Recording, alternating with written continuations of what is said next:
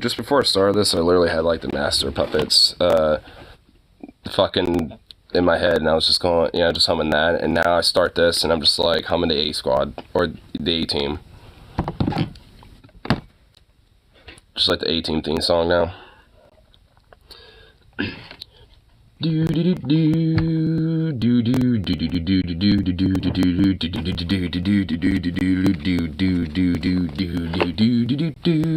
do do do.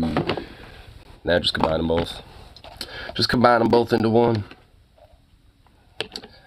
All right.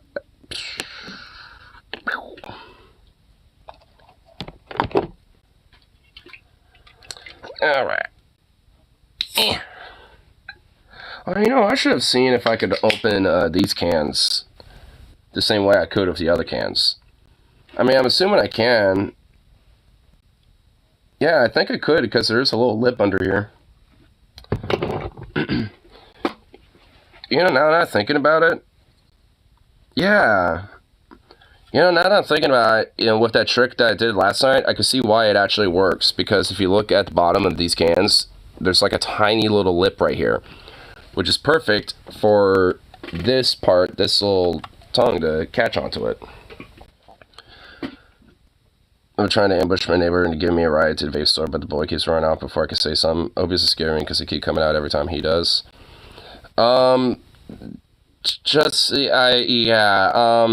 don't try to ambush them, and two, just, I don't know, like, hit him up, be like, hey, what's up, man, mind if I ask you a favor, for like $10 or something to hit me up to the vape store or whatever, like, just do it, I don't know.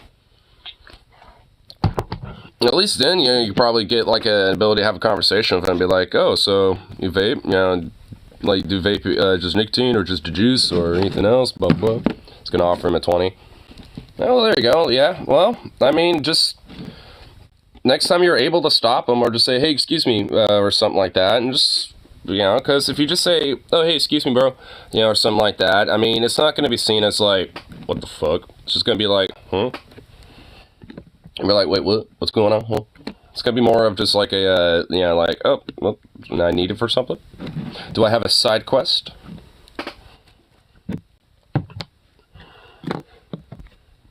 Oh, here.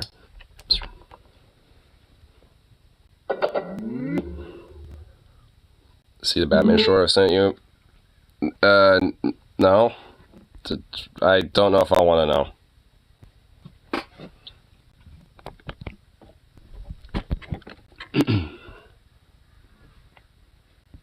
That much I know. I don't know if I would want to know. It sounds like something that I should probably be worried about.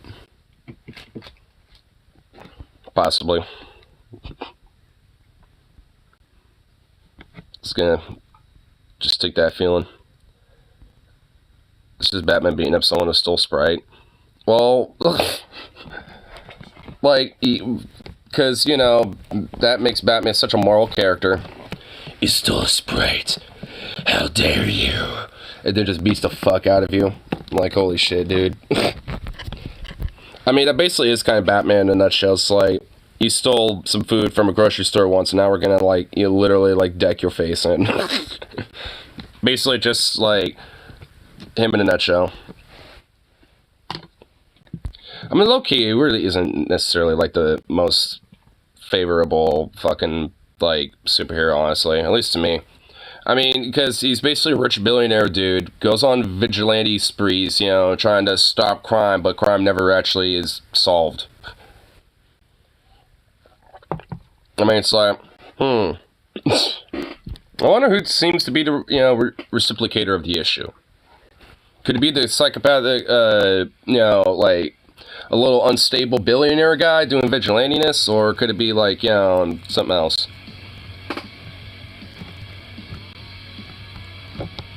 It's truly working man's hero. Yeah, I mean, well, look, I'm not. I mean, yeah, low key, I'm more or less just kind of tired of superheroes just in general. But I mean, like, for the characters I do like, I mean, I'm not gonna just be like, oh my god, this again about it. Because at least Spider-Man, yeah, like, he's a little bit more of kind of like a working man's hero archetype. I mean, because he's taken kind of the vigilante principle, but he's, kind of, like, comes from a up-and-coming, like, working class household of sorts. I mean, at least, I guess, depending on how you perceive it, he could basically be, like, like, coming out of high school or going into college, young adult, to, like, basically a minor, essentially. I guess, depending on your iteration of Spider-Man that you look at. And then, from there, it's just, like, he basically just, essentially, like, wanting to actually, like, see people uplifted, basically. Because, he's gone through a lot of his own struggles and shit. This honestly is why I make him more of a favorable character in my mind. Especially, like, with the different iterations of him. At least if you consider, like, the various different, like, multiverses of him. Because I really like Miles Morales' Spider-Man. Like, I really like his, character of Spider-Man in comparison to, like, Peter Parker. Just a little more. Because I feel like it just kind of, he fits the archetype a little more. Happy Black Friday preparation month. I got free hot cocoa. I mean, yeah. But I'm not exactly excited about it. But you know what? It's probably going to be Black Monday for me, considering, like how Mondays are at my work in comparison to not. So, not really too excited about that. But my complaint about it is they keep giving him storylines that Peter went through. Well, I guess, technically, I suppose, like, every Spider-Man has, like, the very similar, like, story arc. I mean, give him his own original stories. Well, I mean, I guess in a way, at least in the Spider-Verse movies, he kind of is a little bit. I mean, it's still hitting, like, the same kind of, like, beats in a way, but it's still, like, its own thing. So, I mean, it's, like, he's kind of, I think, honestly, it works that way. Like, he's still hitting a lot of the beats, but he's kind of going his own original way with it. I mean, and especially with the second movie. And I know with the third, I mean, it's definitely going to be like that. Because I think that's where a lot of, like, this whole idea, of, hitting those same beats and then breaking away from that almost, like, entirely, doesn't collapse, the multiverses. At least as Miguel thinks. So, I mean, I'm at least kind of considering, the logic of the Spider-Verse, which technically is canon. So, I mean, it's just like one realm of the many different Spider-Verses that exist. So, I mean, technically it is, part of the broader canon events. So you kind of have to consider it. And if that's the case, then I would say that, there is kind of like a branch, into a new archetype, basically, of, like, where those original beats can go. I mean, like I said, I still feel like it's going to hit those very familiar beat patterns, when it comes to the story arc, each Spider-Man character, or Spider-Woman character, I guess. But, at the end of the day, I feel like, at least with those movies specifically, they're branching him off to kind of, like, have him be his own thing.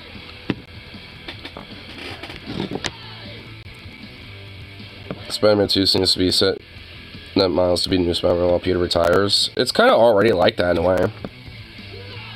Favorite moment from the first Maguire Spider-Man is when he was going up against Bonesaw and the crowd was like chanting, "Kill him! Kill him!" It's randomness I really like. Oh yeah, dude, the original, like, Tobey Maguire Spider-Mans, especially the first one, I really like that one. Like, I mean, it really hit, like, some random little, like, bits, that I thought were just really funny. Like, with the whole, like, wrestling scene and shit, that was pretty good. Like, that was fucking awesome. Raimi did a good job of those movies. Oh, the Raiminess. Oh, well, I honestly thought you misspelled randomness or some shit. I didn't realize you were, like, using the author as, like, a word. Okay.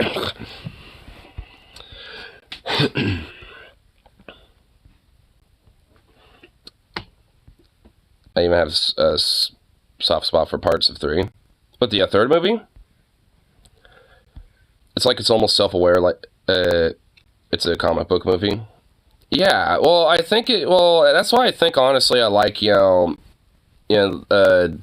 least the originals, or at least it kind of, like, for me personally, holds a little, kind of close to me personally, and have some nostalgia to it, just because, like, I mean, it in a way, it's self-aware, like you said. It's kind of, not overtly, but just enough to where it isn't, like, outright breaking the fourth wall. It's just, like, it's just kind of, like, letting you know, it's like, we're not going to be that serious. We're aware that we're a comic book movie. And honestly, like, one thing that I think, at this point, though, is that, like, that has been kind of ran into the ground a little bit. Because honestly, with Marvel and shit, they really, like, made that, but did it, like, 1,000-fold, and, like, did it all the time, with, like, fun, random little quippy jokes and, comedic bits here and there, a lot, and all the time. Like, it got really rote. I mean, it needs to be, like, sprinkled in there with, like, a lot of sense of seriousness, but also a lot of sense of, like, comedic fun, like, that's kind of what makes, superhero comic books, especially, like, like a lot of the ones that have lasted a long time, stood out, because there was a lot of crazy serious shit that happened, but also there's a lot of cool badass action fights, but also, like, some comedic fun little silly things here and there. I mean, it's kind of why, like, a lot of that, like, like, kind of like, pulp comic, book style, like, shit was very popular, because it really kind of, like, garnished everything really well. Some of them obviously would flop and shit, some of them, focused a little bit more on, like, one element than the other, at least in my opinion. Because there's plenty of, like, heroes or, like, comic books or movies that might, that are in this genre we're talking about, that might, be a little more comedic, or maybe be more serious, or have a lot more action, shit like that. And I think, like, depending on what you're working with, I think it's good to, not have too much of, like, slapstick shit, or maybe not too much action. Like, you want to make sure it's, like, in there, not really just at the right times, but not oversaturating everything. And I think, Marvel kind of, like, while I suppose, like, they just tried to do it, like, and try to one-up every single time, it's, like, that's what, at least to me, kind of made it, rote. It's like, because they would do it so much and try to, like, one up the previous time. It's like, it's like, chill. It's like, take it down a notch. For good things about Loki. So have I. That's definitely one show I want to get into. Counts as Thanksgiving movie. No Way Home mostly takes during November. You didn't even know Venom was a thing until you started production. Said in interviews you didn't want to. Oh, like when it comes to Venom? I mean, I don't really necessarily fault, Raimi for it. That's just kind of like, what the Hollywood executives were trying to make him do. And I guess, he had to, or, or else the movie just probably wouldn't be able to have been made. He probably had his arm twisted to be like, look, if you want this to be completed and all this and that, you have to have it. You must have it in there somehow. He was probably just like, but I don't want to. I don't want to do this. Want to do the classic villains first, then move into newer ones. Yeah. Which, obviously, you had the Green Goblin, for a classic, and then you had Dr. Octopus. You wanted to do Vulture. Yeah. I honestly thought I think that personally probably would be better. Because then, that could also help kind of establish, Vulture to be in there more often for future films, for future Spider-Man shows and endeavors and stuff.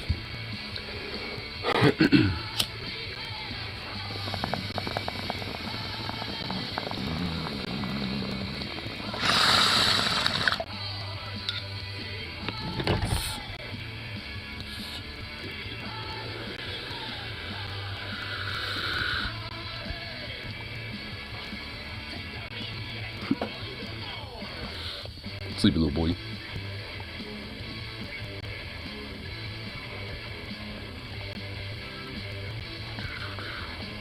Probably get live action Miles Morales eventually. I'm sure we will. I'm sure that'll be something that'll happen eventually.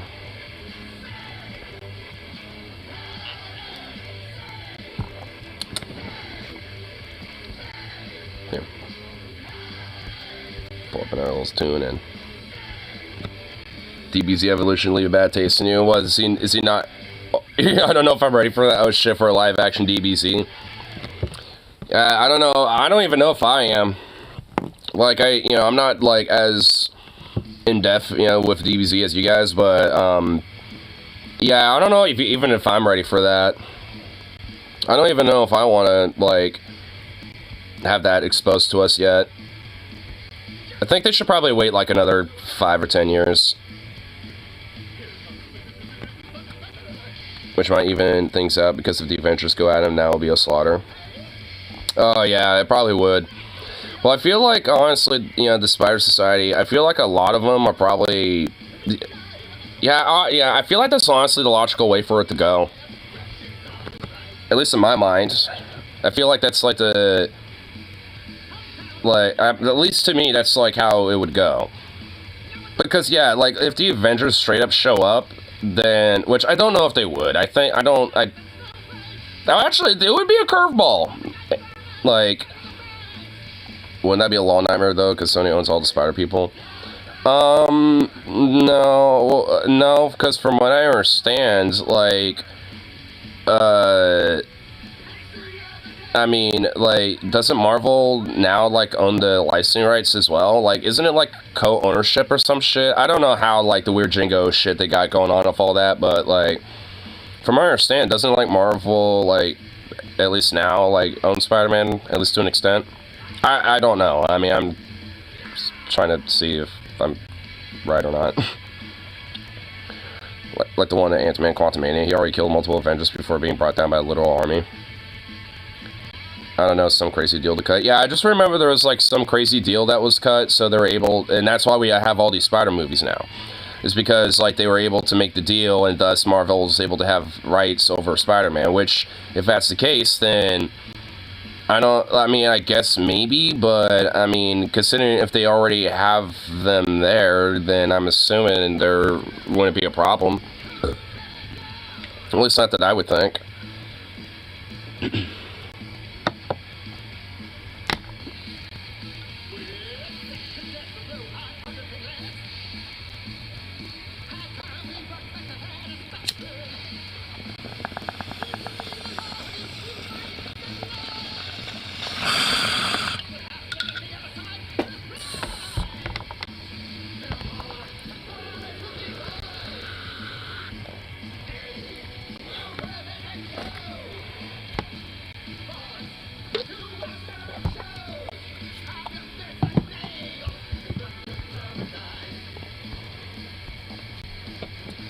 Let's see what we're going to look at for tube today.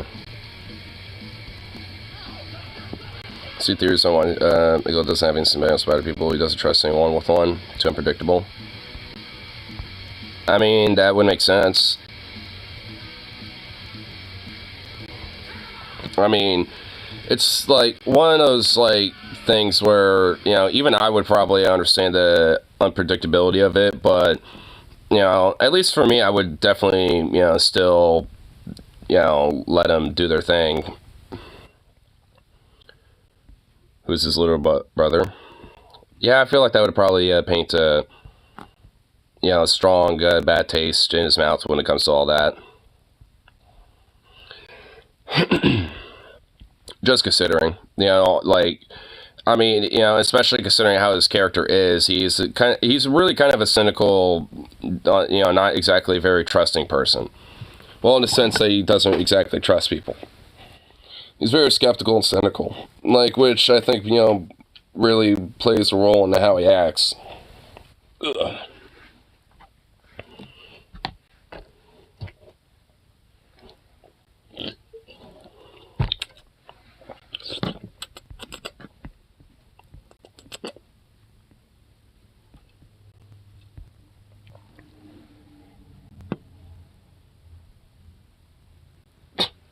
Little doggle bog over there. Doggle bog. Little doggle ball. If they can't fault no one in the comments, I don't think they'll do this. But if they looking to be morally grave villain like Thanos, that would have him be. Watch one of his girlfriends getting eaten by his brother early on in the Spider-Man 29 storyline. Damn. Yeah, I would imagine that would probably, not exactly make me trust seeing a snip house, or even my own brother being like, nah, I'm literally gonna eat your girlfriend, bitch. Gobble gobble.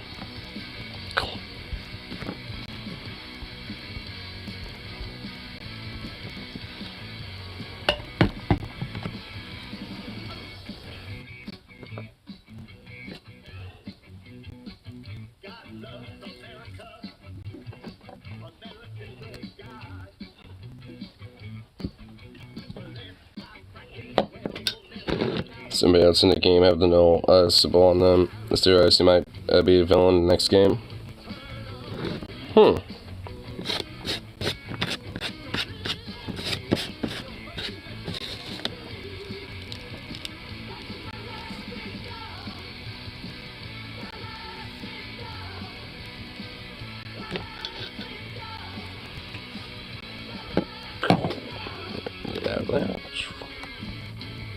here's something.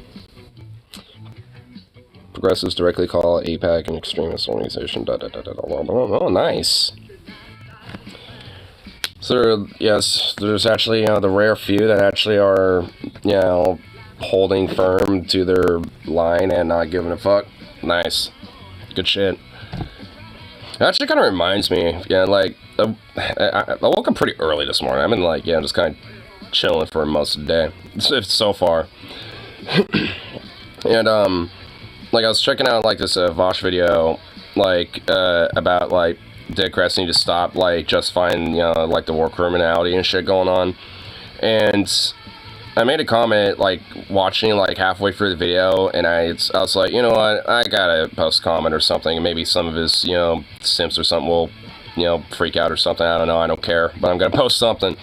And I was basically saying, look, I gotta be blunt. Vosh is pretty fucking naive about this shit a little bit.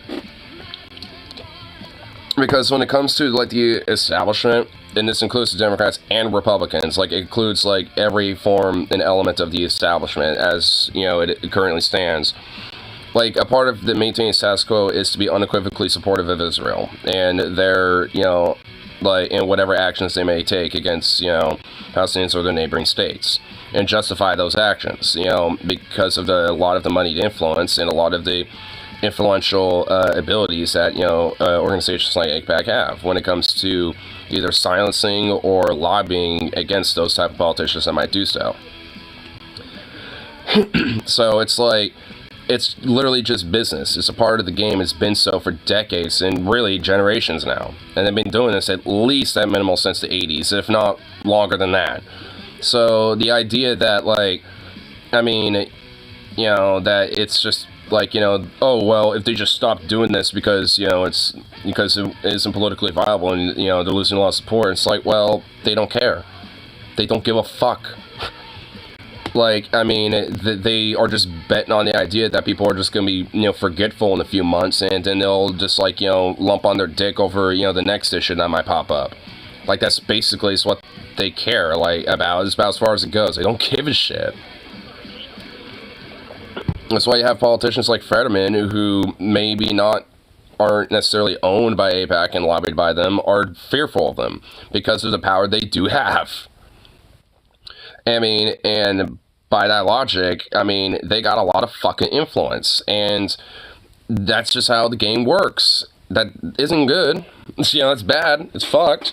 But, do you think, it's instilling some, trust that Democrats are going to somehow, at least the more progressive ones are going to, somehow hold firm against that? No. Well, obviously, there's at least some, at least the ones that don't give a shit, as we're about to get into a little bit here.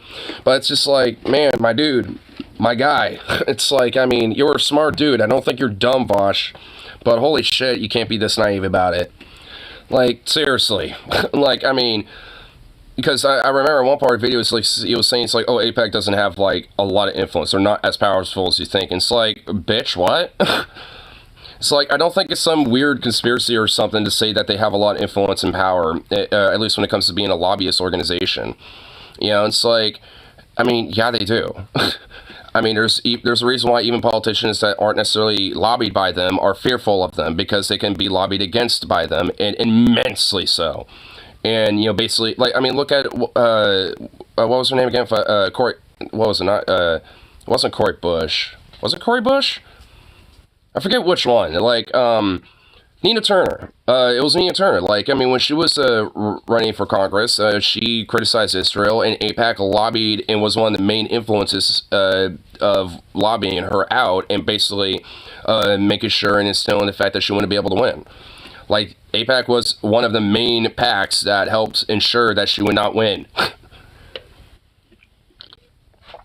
And Nina Turner is a very staunch, firm progressive, like, you know, basically like, you know, Omar type or like an AOC type, because at least, you know, especially from the thumbnail I'm looking at here, they seem to be the ones, you know, at least one of the few that don't give a fuck and are willing to hold firm to the line, at least on this issue especially. And you know what, I mean, at least willing to grant, you know, some, you know, like some genuine respect, especially for, you know, the squad, so to speak, because if they're the ones basically doing this outside of maybe like one or two of them, that at least for the ones that are saying, you know what, fuck it, this is some bullshit, I can at least grant them, you know, the respect of like, well, hey, maybe they're starting to realize that having a backbone and just saying fuck it and just basically going all gas, no brakes basically with it is actually, you know, more of a positive outcome. And hopefully, you know, they start doing this more often and more consistently. Because one of my biggest frustrations with the squad was always how they would like, you know, basically sometimes even last second, just like, you know, bend over backwards to like, you know, basically be complicit with the rest of the Democratic Party and shit. So now that they're, you know, essentially not at this point anymore, it's actually kind of refreshing, as even Venom was saying. I've watched becoming Libby's railing against. I wouldn't necessarily go that far yet, but he's, honestly, I would just say that he's like more or less like a really staunch electoralist. At least one thing that I mentioned in the comments is that, like, electoralism is at least some part how we got here, and it's like you can't just strictly, like, fall on that. Like, I mean, you know, you need to have, like, some sort of direct action and praxis, you know, to back that up, and if anything, that should be the main focus right now. Because, I mean, look at people like Rashida Tlaib. She's doing that, and that has a lot more of a fucking impact than just, you know, being like, oh, it's a politician. Here, let me vote for a politician that's just going to basically just, like, say that and be a wishy-washy little fuck. So, like, I mean, what does that do if you don't at least pressure them a little bit? You don't really have to with Rashida Tlaib because she's a Palestinian American. Like, you know, she certainly would know a lot about this shit if anyone, you know, does. I mean, if anything, she's probably out of all the politicians, you know, in Congress right now, the one who directly understands the situation the best. If she's Palestinian, you know, like, yeah, she's going to understand this whole fucking issue more than anybody. So if anything, you know, her, you know, doing direct action and doing a protest and making her voice loud and clear and well fucking known is immensely important. Like, I mean, you know, because unfortunately that voice doesn't mean shit, you know, when it comes to voting for a bill, you know, but going outside the, you know, Capitol with a bunch of peace protesters and shit, that matters a lot more. I mean, you know, so it's like, and that is way more fucking respectable. And that's direct action. Sure, you could grant that electoralist and played a role in that because that's how Rashida won. But there's a reason why. It's because of a lot of that grassroots direct action to get someone like her, you know, up in power to win. And she's one of those few that genuinely gets that shit. Like, she's actually a politician that gives a fuck. You know, it's like, there's definitely a lot of things I've criticized her about before in the past, you know, but honestly, at the end of the day, at least I know and can see that she gives a fuck. She at least cares.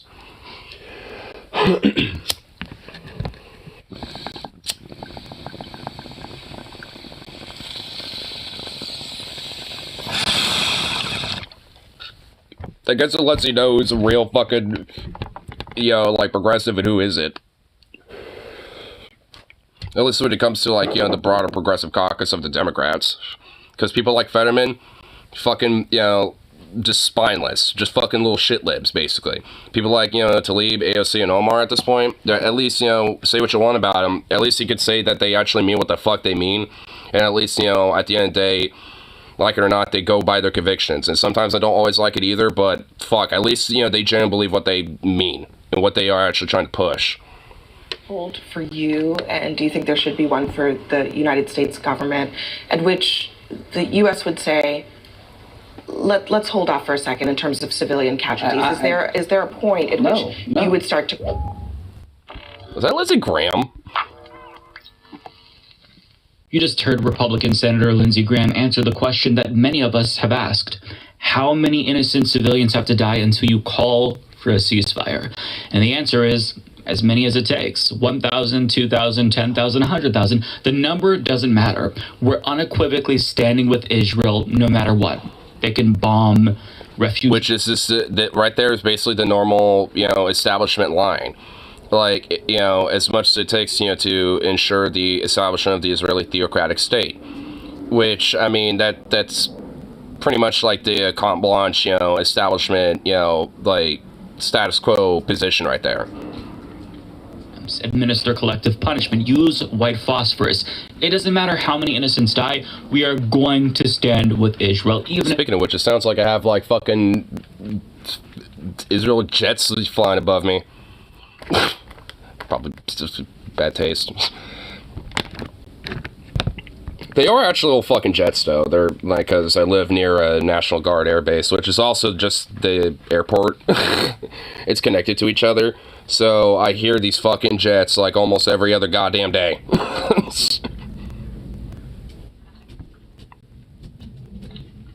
You gonna play a video? I guess not, because this thing's regarded. Dumbass Bluetooth. There we go. It's not surprising coming from a bloodthirsty warmonger like Lindsey Graham, but many liberals might I know. Yep, just canceled. Maybe I should be canceled for that one, actually. learn that this is the same stance as the Biden administration. They've explicitly stated that they're not drawing red lines for Israel, and that's not surprising considering that the Ignore is highly regarded in the bread tube sphere. I am. I'm one of the biggest regardeds of all the bread tube sphere. As press secretary dismissed calls for a ceasefire as repugnant and compared anti-Israel protesters, who, by the way, are calling for a ceasefire, to the Nazis who marched in Charlottesville in 2017. And the reason why they're saying this, the reason why it's permissible to just dismiss the suffering and slaughter of innocent Palestinians is because our politicians and media have so thoroughly dehumanized Palestinians that the idea of an innocent Palestinian itself is literally being challenged. Yep. I don't know, it's Nazi. Yep, I guess now, we're just all Nazis. Yep, it's like, call for a ceasefire and, this idea of peace. No, that's some Nazi shit right there. It's like, what the fuck, man? Like, this is like how far it's gone bad. Like, where even Democrats are saying shit like this. So at least a lot of, like, the very hardcore, like, super, AIPAC influenced or, like, pro-Zionistic ones that just don't give a shit. Like, they're kowtowing to the establishment line. Because, this is, like, one of the elements of, like, the ratchet effect to an extent as well. Because, like, as, like, we move further right in this country, that includes a lot of what is considered, the main, status quo line. And, like, 10 years ago, like, this type of position wouldn't be so fervently bloodthirsty, like, while still basically saying the same shit. Like, and honestly, it's like, it's moved so far to the right where it's now basically using, unironically, Nazi-like language. Like, calling for peace and a ceasefire, no, that's Nazi-like language, anti-Semitic scum. But, calling for, like, but, like, doing a literal, like, genocide and shit, that ain't Nazi-like at all. So now the word Nazi means something. Yeah, I would say now officially Nazi basically doesn't mean anything anymore. Like, back when the conservatives were like, oh, well, you leftists just call everything you don't like Nazi, huh? It's like, at that point, it's like, nah, that was just stupid. They're like, no, the word Nazi still means something. It's like, you're just being stupid just because it's like, because we call out something for, well, being literally Nazi-like, for what it is. But now at this point, it's like, yeah, like, the meaning's died. Like, it is generally, like, kind of been beaten down to the point where it doesn't really mean shit anymore at this rate. Now I think we're at that point. But at least, I'm going to still use it in the actual definition of what it means. Or at least, when it comes to being Nazi-like. Obviously, to be a Nazi, would have to, like, literally abide by all of the aspects of its ideology. But, to be Nazi-like, you just have to adopt the basic principles of it. I threw the word for... And years ago, my last girlfriend said I threw the word fascist and Nazi around too much. What now, bish? What now, bish? I mean, honestly, for real, though. Like, I mean, it's kind of funny how, like, you know, people are on the left, like, they say, oh, you throw that word way too much around, fascists or not, you throw that stuff around too much. It's like, I mean, honestly, do we, though? Because, I mean, you know, now that, you know, I kind of look at the current state of geopolitical affairs and just, like, domestic affairs, it seems like there are generally a lot of them. Like, so, I don't know. Like, I mean, really, though? Are we, honestly? I don't think so. How much you want to bet they'll come out with the term poor rich in a few years? Honestly, I wouldn't be surprised if there are some weird ass like disenfranchised millionaire freaks that are gonna start saying shit like that already, like on like a TikTok somewhere. I guarantee you, there's probably like a TikTok or two already about that. Hyperbole. I would encourage the other side to not so lightly throw around the idea of innocent Palestinian civilians, as is frequently said. What? Can we just stop being so glib and just quit using, like, you know, innocent Palestinians so much? Because obviously we know there doesn't exist such a thing. Like, are we fucking serious? Like, see what I mean? Like, this guy is a Republican, obviously, I would imagine. But it's just like, you know, like, really? Like, you really think, like, I mean, when it comes to, like, how the current, you know, like, status quo line is, that this is just, like, some thing that Democrats can uniquely, you know, could just, like, not be? It's like, no, sorry, bro. Like, I mean, they might not be so bloodlusty about it, but they pretty much hold the same exact fucking position. I don't think we would so lightly throw around the term innocent Nazi civilians during World War II. Are we serious right now? Are we fucking kidding me? Like, look, yeah, hey, guess what? Yeah, there were some, like, innocent civilians who were caught up in the fucking war, including on the German side. Not every single one of them supported all that shit. Like, if, you know, even the ones that did, as the war went on, they kind of realized, oh, we're probably fucking up, are we? Like, I mean, you know, there was, you know, even internally, there was, like, elements of, like, non-Nazification or denazification to an extent that was happening. It was heavily suppressed and crushed by the Nazis, obviously, you know, but it's not like it still didn't happen on the ground. I mean, it's like, really? I mean, and also the idea that they're even fucking equivocal, like, really? Are we insane?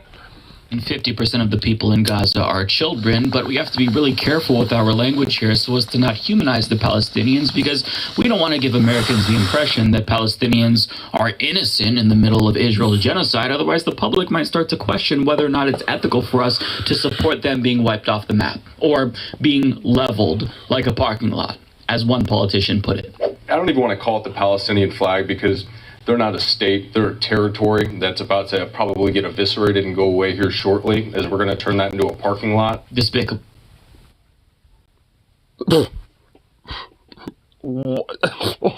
What?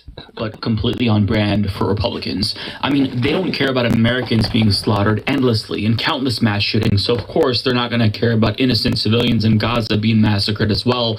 But on the subject of gun violence, many Democratic politicians have rightfully posed the question to Republicans that is now being asked to them. How many more innocent people have to die until you take action? In the case of gun violence, how many more innocent Americans have to be murdered until Republicans do something? Ban assault weapons, pass a national background check law.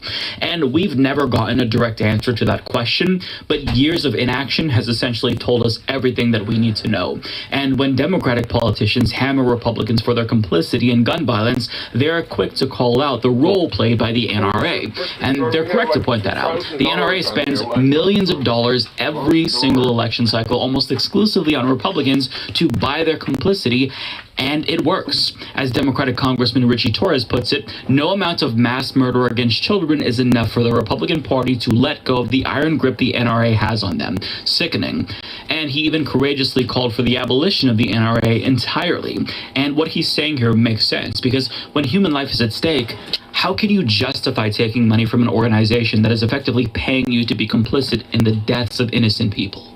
It's basically blood money. Because that's what it is. The same can be said about him as well. Like the NRA, AIPAC is a far-right neoconservative interest group that spends millions and millions of dollars every single election cycle lobbying politicians to buy. But, you know, they're not actually as powerful, you know, I mean, my dude, my guy. You know, it's like, look, they're shitty and they're bad, but, you know, they're only there by proxy, my dude. They're not actually as powerful as they are, my guy. Kind of poking fun at Vosh a little bit on that one.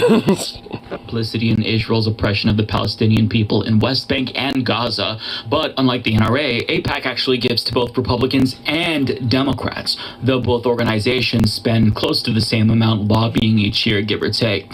Shocker. So if you're one... Which is also why, like, so many Democrats seem to also be on par for the exact same positionings, just not as bloodthirsty about it, because that's why. Why liberal Democrats unequivocally support Israel's right-wing government and refuse to criticize Netanyahu's war crimes, even though he is basically their version of Donald Trump. This is why. It's the same reason why the Republicans won't do anything about gun violence. In the same way that the NRA buys compliance, AIPAC does the same when it comes to Israel policy. Take Richie Torres, for example, again. His biggest campaign contributor in the last election cycle was AIPAC, and that money was well spent because Richie Torres has not only shot down the notion of a ceasefire, but he's also criticized people calling for one, and also denies the notion altogether that Israel is doing a genocide in Gaza. Now, keep in mind... Shocker. It's as if that, like, money walks, you know, and talks, and, you know, just the bullshit walks. Like, I mean, wow, go fucking figure. Like, that's why, you know, like, AIPAC is actually, you know, a very strong, influential political lobby, because they lobby both sides of the aisle, and, you know, both sides of the aisle are unequivocally, you know, holding, you know, these same type of positions because of the money that's spent. And the ones that aren't basically are put into complacency and fear, you know, that they might get called out, you know, for being anti-Semitic or literal Nazis, basically. That Israeli Holocaust scholar Raz Siegel says that Israel's assault on Gaza is a textbook case of genocide, and on top of that, the UN's Director of Human Rights resigned over the West's support for what he calls genocide, his words, not mine. But if you ask Richie Torres whether or not it's a genocide, well, here's what he'll say. The notion that Israel is committing ethnic cleansing and genocide is absurd, and keep in mind that the critics of Israel have been accusing Israel of committing genocide long before the conflict. You know, Israel is in an enormously complicated situation. If you believe... Oh, so now you're mentioning money while Jesus being criticized? Interesting. Wow. I know you're being sarcastic, but, like, I mean, you know, that's one of the things that would be said. It's like, and if anything, isn't it more ironic that, you know, like, like, you know, mention the idea of, like, just Jews across the board when specifically talking about AIPAC, political lobbying group, you know, that lobbies heavily for a nation state of, you know, the theocratic state of Israel, which is like a Judaic theocratic state. Like, I mean, it's like, that isn't Jews across the board. You know, that is specifically like a group that lobbies for a state, you know, which is, you know, at this case, the Israeli state. Like, just Jews across the board are honestly just, like, nowhere near the fucking, like, equivocal. Because most of them don't even want this. Most of them don't like this shit. And a lot of them don't even live in Israel. So it's like, I mean, it's like, what the fuck? I mean, the idea that, like, oh, you know, criticizing Israel and AIPAC means, oh, all Jews now. It's like, isn't that technically more anti-Semitic? Because then that person is implying that, like, all Jews are secretly, like, a part of AIPAC or doing the bidding of Israel or some shit. Because that's more anti-Semitic than just simply criticizing Israel. Okay, Schindler Husky. As I do, that Israel has the right to defend itself. In order to defend itself, it has to drive Hamas out of power. If Israel were to keep Hamas in power, it would run the risk of an even deadlier terrorist attack against its own people in the future. Bitch, like barely even 100 Hamas have died. And I'm supposed to think that, like, they're just trying to, you know, weed out Hamas here? Israel cannot afford a Hamas that's empowered to perpetrate deadly terrorist attack against its own people. The highest responsibility of any government, whether it's the United States or Israel, is to protect its people. With a straight face, he said the notion that Israel is committing a genocide is absurd. Now, I, for one, I'm more inclined to agree with the Israeli Holocaust scholar and an expert on human rights at the UN. I'm inclined to think that they know a lot more about this than Richie Torres, but I mean, his point is that Israel has the right to defend itself no matter the cost. So this begs the question again, how many innocent Palestinians have to die in the name of Israel defending itself before Richie Torres says enough is enough? 10,000, 20,000? I mean, 3,195 children plus have already been killed in 3 weeks in the name of self-defense. So the question is, how much is enough for Richie Torres? And as someone who all of them knows the power of lobbying, he knows the answer. So let's put his tweet back up, and you'll notice that I took the liberty to change a couple of words. Quote, no amount of mass murder against children is enough for the Democratic Party to let go of the iron grip AIPAC has on them. Sickening. So when he calls out the NRA for their blood money, that's the pot calling the kettle black. And I may have changed some words there in that tweet, but that is effectively the position that Richie Torres, as well as the Biden administration, is taking, which isn't a surprise considering all the money that Biden took as well from the Israel lobby during his tenure as a U.S. senator. But if you point this out, you're and he's also been pretty close friends with Benjamin Netanyahu since the 80s too, so... according to Richie Torres, because he responded to claims that he's bought off by lobbyists, saying there's a false narrative that I am pro-Israel because of, quote, the Jewish lobby or, quote, Jewish money or whatever anti-Semitic tropes critics wish to invoke. Left unmentioned is the fact that I have been pro-Israel for nearly a decade, long before I ever thought of running for Congress. Now, to his latter point, I mean, I guess that's fair. Maybe he was unapologetically pro-Israel before running for Congress, but the same can also be said about Republicans that Richie... And also, I kind of like his weird little, like, specific, quotations, like, oh, the Jewish money and Israeli money and stuff. It's just like, like, no one's specifically mentioning that. They're mentioning, like, the AIPAC lobby money and, like... maybe money by Israel specifically, which again does not equate to all Jewish people. Just because people, officers will just let you waltz out. God damn it, hang on. Oh wait, was one of the comments not go through? Criticizes. Maybe Jim Jordan, the single biggest individual recipient of NRA money, was also pro-gun before he got into Congress, and he was always really enthusiastic about no gun safety laws in America. I mean, if it's true for Richie Torres, the same can be said for pro-gun Republicans, right? Yeah, good luck with that. Now, his main point there is that pointing out this corruption is apparently anti-Semitic. Now, if you'll notice, he did a little bit of a switcheroo there, and he said that... They might direct deposit, but this paycheck wasn't set up with that yet, so hopefully next week that should be all done. Jewish lobby and Jewish money, which is a straw man because critics who refer to AIPAC are referring to the Israel lobby. Now, there is a difference, and it's important that we don't muddy the waters between these differences and obfuscate. So the difference is that the Israel lobby does not spend money at the behest of the Jewish people. This is not a Jewish human rights organization or a Jewish advocacy organization. They spend money at the behest of Israel's right-wing government. And this isn't unique to Israel. If you look at the total foreign lobbying done since 2016, Israel is actually 9th out of 10. Number 1 is China. Is it xenophobic to point that out? No. No, definitely not. In fact, actually, let's read all this. So it'd be China first, then Japan, not too far behind actually, South Korea, Qatar, the Marshall Islands, what the fuck? The United Arab Emirates, Russia, it's interesting. Saudi Arabia, go figure. And then, of course, there's Israel there. The Bahamas, interesting enough. The government of the Marshall Islands. So, okay. CCTV America. So, okay. I guess itself. Barzan Holdings. Well, okay, so Japan External Trade Organization. So, basically Japan again. Barzan Holdings, which I have no idea what that is. RIA Novosti, that... I don't know if that sounds Russian or not. I honestly don't know. I don't know what that is. The government of the Bahamas, again. Bermuda, Liberia, Saudi Arabia, again. And the United Arab Emirates, again. So, yeah.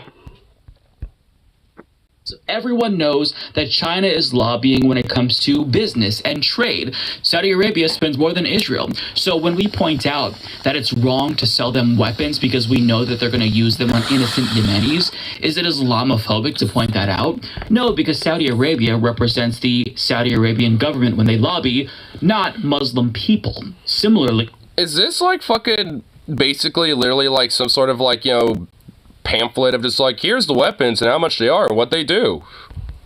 When the Israel lobby spends money, they are not advocating for Jewish people. They are promoting the neoconservative positions that the Israeli government holds when it comes to Iran, and they're trying to buy silence when it comes to the Israeli government's treatment of Palestinians. Fuck you, YouTube. What the fuck do you want from me, you fucking shit cunts? Oh my god, I could tell that you're trying. I could see that you keep popping in and out a little bit, trying to like get something to work, and I could tell that you want to mention something, but I don't know what it is. Sudden, according to Richie Torres, it's anti-Semitic. No, that is such a despicable thing to say, because anti-Semitism is very real, and it is rising around the globe. Now, there are conspiracy theories about Jews controlling the governments and the media, and they are deeply harmful and anti-Semitic, and we must defeat them. But what these defenders of Israel are doing is they're trying to muddy the waters and pretend as if criticism of Israel is tantamount to those right-wing conspiracy theories about Jewish people, when that doesn't even make sense, because we don't have that same standard for any other government, because it's illogical. Of course, you can critique a government without critiquing the people. People are people and governments are governments. But what Richie Torres is paid to do is draw this equivalent specifically to silence critics of Israel, but in doing so, he is effectively smearing Jewish people, a community that he is not a part of. Because Jewish people are not responsible for the actions of Israel's fascist government. And to say that a criticism of Israel is tantamount to a criticism of Jewish people, is that not an incitement of hatred? Because when we see that Israel is doing war crimes, you're basically saying, no, Jewish people are responsible for that too. That's not okay. Countless Jewish peace activists have led protests against Israel's genocide in Gaza. So when you conflate Israel with all Jewish people, you are attaching culpability to them in the same way that Israel's government is attaching culpability to all Palestinians by drawing a false equivalence between them and Hamas. You're no better than the politicians who are saying there are no innocent Palestinians. Again, people are people and governments are governments. Muddying the waters in that regard is downright dangerous. It helps to proliferate hate against these communities that are seeing an increase of hate because of what's happening. And if you can point out the NRA's effects on politicians, you obviously can do the same when it comes to Israel. And spoiler alert, we live in a late-stage capitalist hellscape. Most policy positions of politicians can be explained by simply looking up their donors. Want to know which politicians support Medicare for all? The ones that haven't taken money from the health insurance industry. Want to know which ones are perfectly fine with 68,000 Americans dying every single year due to a lack of health insurance? Well, the ones who took donations from the health industry. Want to know which politicians don't support an increase in the minimum wage? Just look up the donations that they've... He was in the fucking laundry room the entire time. Good. YouTube keeps censoring no matter how much I sugarcoat things. Fuck, I'll just Discord you in a sec. Okay, I guess, I guess me, wondering where my pup was, kind of allowed, that to kind of be figured out, I guess, because YouTube's retarded. What do you want from us, YouTube? What have we done? Like, Jesus.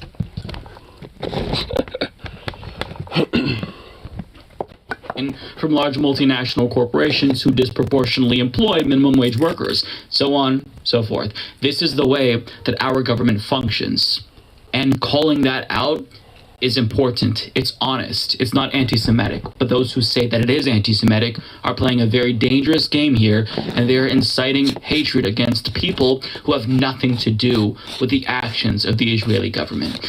But thankfully, lawmakers are starting to call this out, and it's not just progressives who are doing that. For example, AIPAC called out lawmakers who voted against the House resolution standing with Israel, saying instead of standing with Israel, Republican Thomas Massie is standing with the squad. Now, AOC actually responded to that, pointing out AIPAC endorsed scores of January 6th insurrectionists. They are no friend to American democracy. They are one of the more racist and bigoted PACs in Congress as well, who disproportionately target members of color.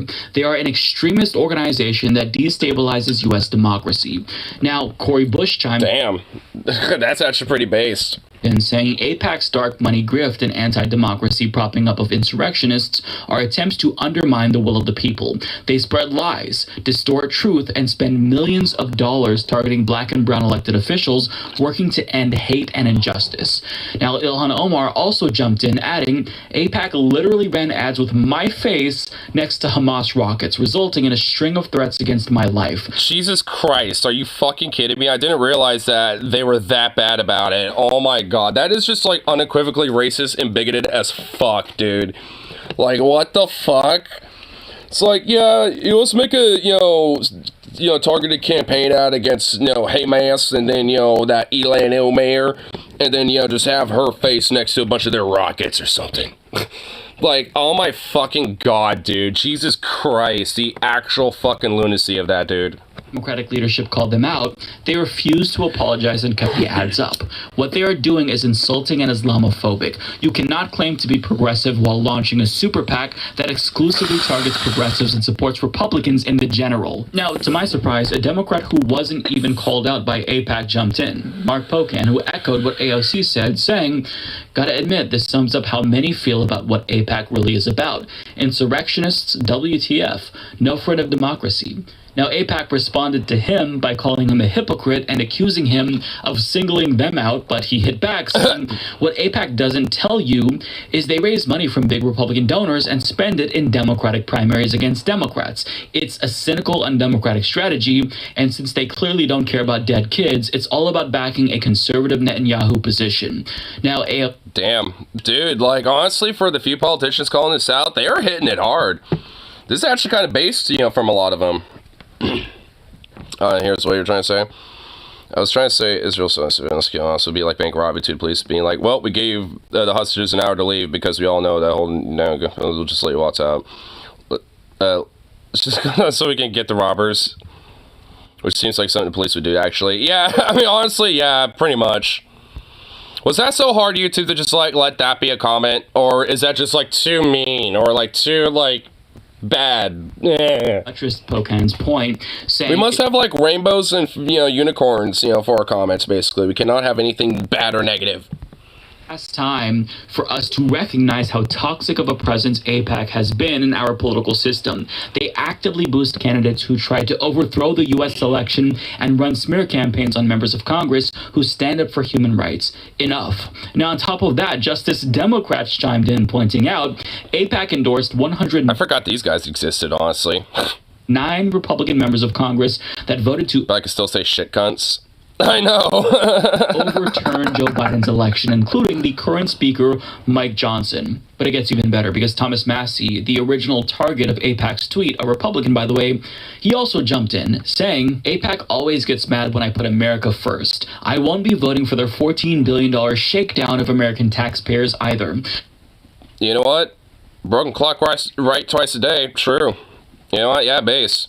Yeah, instead of getting shut down, as taxpayers, to basically fund a genocide, how about we don't do that? Let them know what you think by replying to their post. They are intentionally misrepresenting my intent and the resolution I voted against. Now, in a follow-up tweet, he explained his reasoning for opposing that resolution. Among them, he thought that it was too hawkish, and he didn't want to commit to foreign aid that he doesn't support, but most importantly, quote, it contains an open-ended promise of military support that is so broad that it could be interpreted to commit U.S. soldiers to the conflict. U.S. troops should not be engaged in this conflict. Which also, by the way, Mike Johnson has openly stated that he wants. It tends to broaden the conflict to other countries when it would be better to keep the war contained geographically. So AIPAC thought that they could go after a bunch of lawmakers who oppose them. Which, I mean, for all things considered, I would agree with that. And these lawmakers would be too afraid to speak out. But they're not. They're fighting back finally. Which, you know what? I hope this actually starts a fucking trend. And especially when it comes to the elections leading up here. And hopefully, like, some of the more progressive-minded and some of the ones who got some fucking backbone would actually kind of hold firm and maybe, see this as a way to, buck the trend. Because honestly, if we already have, like, current politicians, most of them basically the squad, but also, surprisingly, some, Republicans here, too. Like, I mean, considering that there are, now, like, honestly, certainly way more, like, of criticism, towards, the whole status quo in comparison to times past. And I think, considering how many of them have been pretty openly vocal about this could generally buck the trend. I think in a good way. At least with Ukraine funding, there's an argument made about being harmful for Putin to gain more territory, but what we're getting from Israel. I'm just going to vote Cenk for the lulz. Just write in Cenk Uygur and Kyle Kalinske or some shit. Is smearing these lawmakers, pretending like they refuse to stand. I'm just going to go, my guy, Vosh. I'm going to vote in Vosh, my dude. Or condemn Hamas. Unironically, at least, if that was like a thing, if Vosh ran for president, I mean, it actually got somewhere. Unironically, I probably would vote for him. Cenk, Shweddy 24. Dude, we're going to get Shweddy for 2024, baby. Let's go. And you know what? The Shwed meters are going to be off the charts, son. Actuality, the resolution that they opposed is much more complex than that. Progressives who opposed it did so because there was no concern for Palestinians. So for Thomas Massie and progressives to take the gloves off and go after AIPAC like this in a direct... I don't agree with all the stakes, but he's generally based. Yeah, for the most part, I think he, despite maybe some of his, more, I guess, kind of liberal-ish takes sometimes, or maybe some takes where I feel like he's just adding way too much of a calculus, so to speak. Despite all that, I at least, know that he comes from a good heart and actually gives a shit. And also I think he could actually probably twist some arms and just say, fuck it. I think, he has definitely a lot of this, fuck it YOLO gumption about him, where I think at a certain point he would just do that, for a lot of different things. His slogan should be, don't sweat the small stuff. Dude, yes, don't sweat the small stuff. Go big, dude. Dude, yeah, I like it. Dude, you know what? And also just add that last little part. Go big. That's it. It's very, dude, I like it. I genuinely like that, actually. I can see President Vosh stream from the Oval Office. Dude, the first State of Union were streamed on YouTube via YouTube's, Vosh's stream. Dude, the first State of Union where it directly comes from Vosh.gg. Get a blowy while playing Disco Elysium. Dude, he totally would do that. How much you want to bet that motherfucker would have, all the craziest, slut kink parties, dude? There would be some slutty-ass kink parties. At least they won't be, Epstein-like. At least you can understand that they'll all be adults and just a bunch of, femboys and... all that shit, a bunch of slutty trans people and stuff. It's just gonna be, basically, the sluttiest, gay bar you've ever seen. That's essentially, it's just, what's gonna happen. And yes, the vice president will literally be Artemy. I mean, there's nothing in, there's nothing, officially in the books that says that you can't, so fuck it. We're literally gonna make Artemy VP. Artemy's VP now.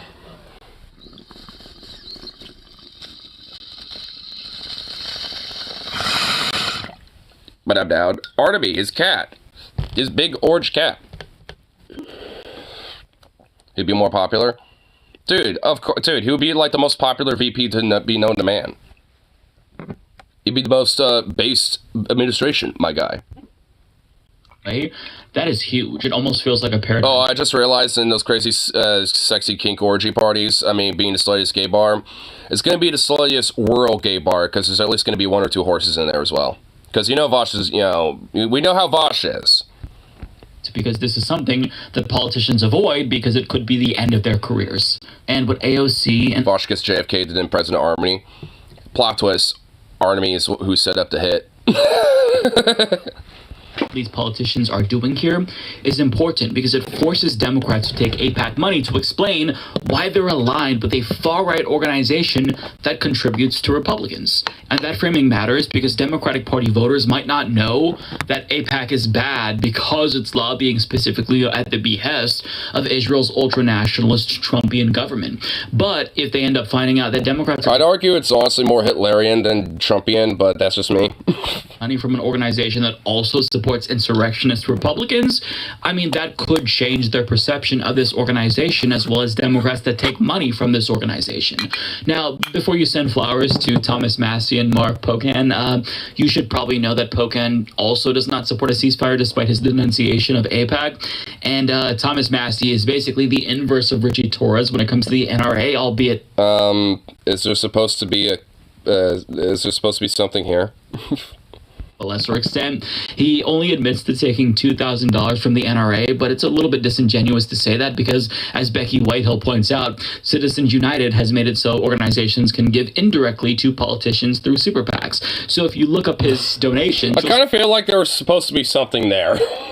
See that he's taken thousands more from non-NRA gun interest groups throughout his career. And like the gun lobby, the Israel lobby is comprised of more than just AIPAC, and campaign contributions alone don't tell us everything. Thomas Massie might not be the most bought-off Republican when it comes to the gun lobby, but he knows that if he suddenly endorsed gun safety legislation, well, the gun lobby could come after him by funding his opponent in the next primary.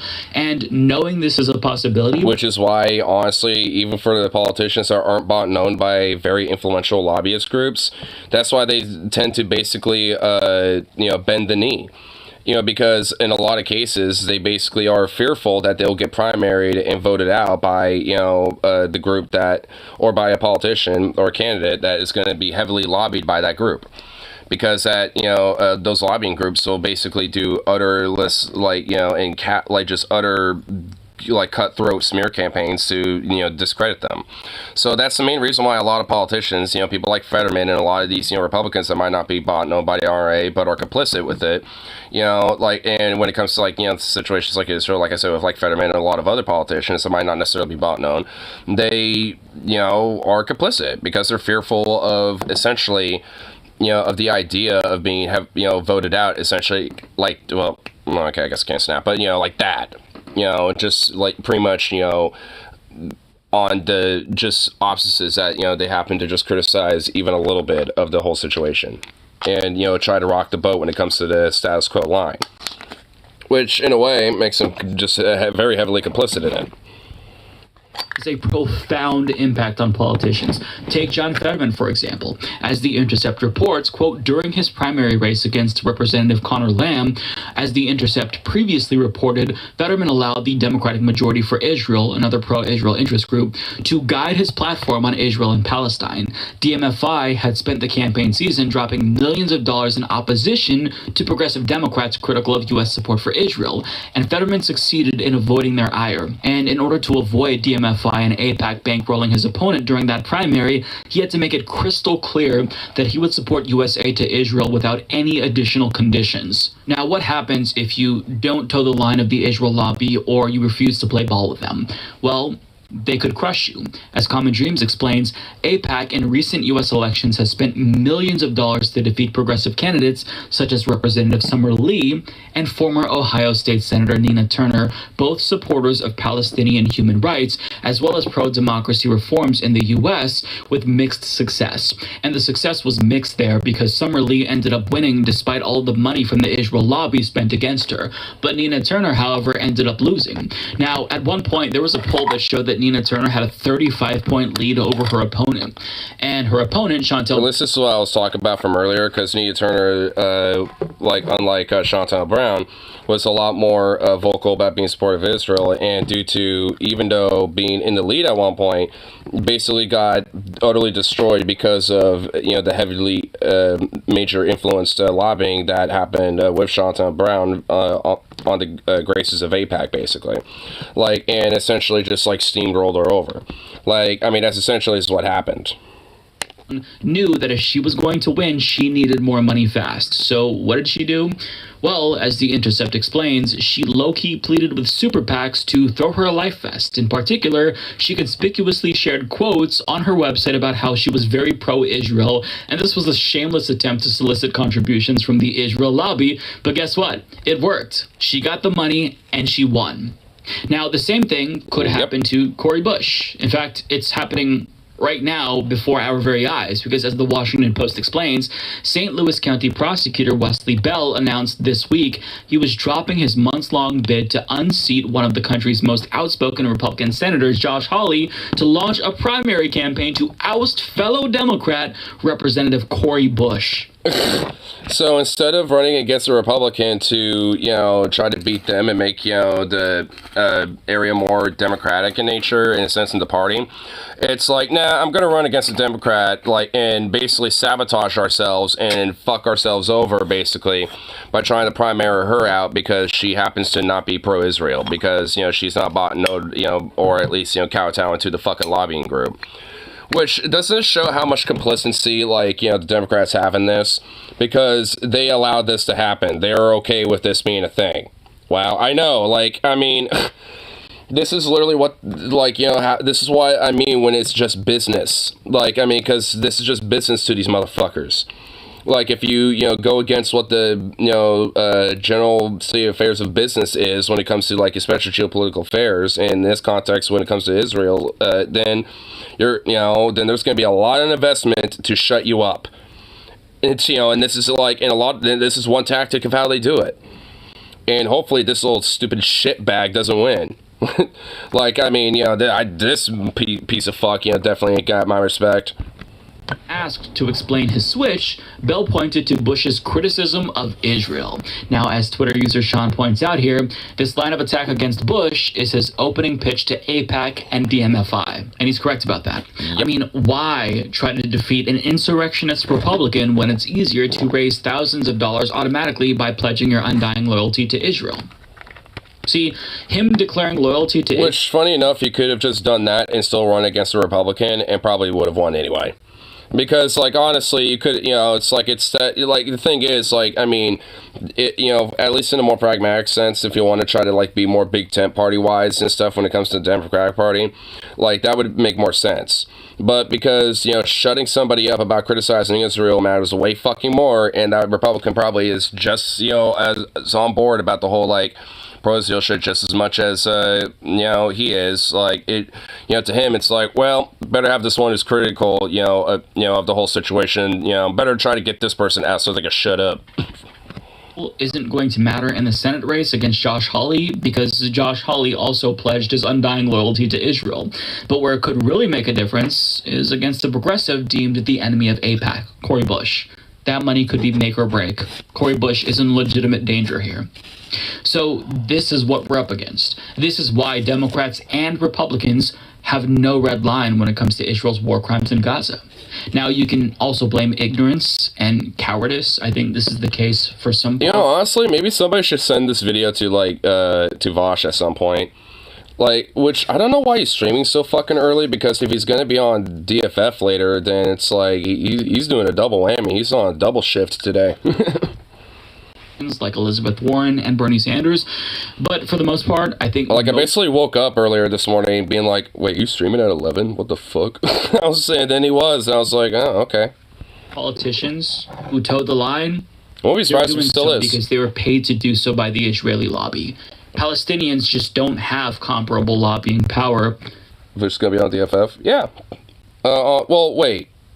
It's Thursday today. What the fuck am I saying? He's doing that Friday. Oh my god, my brain had a retard moment right there. Oh my god. He's going on DFF on Friday. Oh my god, I'm an idiot. Okay, well, scratch what I was just thinking. Holy fuck, I'm an idiot. Wow. I just really started connecting. I woke up, today just having that as my gut instinct mind, and I didn't correct it until just now. Jesus Christ. So this is. But no, yes, Vosh is going to be on DFF tomorrow, though, not today. In both parties turn a blind eye to their suffering and pretend as if they don't exist. But times are changing, and public sentiment is shifting before our very eyes. The majority of Americans who now support a ceasefire, they're going to wonder why our government isn't supporting the common sense position. And they're soon going to learn that it's because money in politics is, again, the lowest common denominator. And in the same way that the NRA pays Republicans to do nothing about gun violence, AIPAC pays politicians in both parties to do nothing about Israel's war crimes in Gaza. Which, again, shows how influential they are. But, That was very Canadian of me, Jesus Christ. Or very Minnesotan to me. Way above. But, I mean, it really kind of shows at least, like, at this point, you know, our politicians are starting to really stand up a little bit here. Like, and that's a good thing, honestly, at the end of the day. Because, like, I mean, it honestly is about goddamn fucking time. Or about fucking time. You know, that, you know, there's at least, you know, some, more than just, like, one or two politicians just, you know, fucking basically, you know, stand up to it. Now there's actually a decent little handful of them.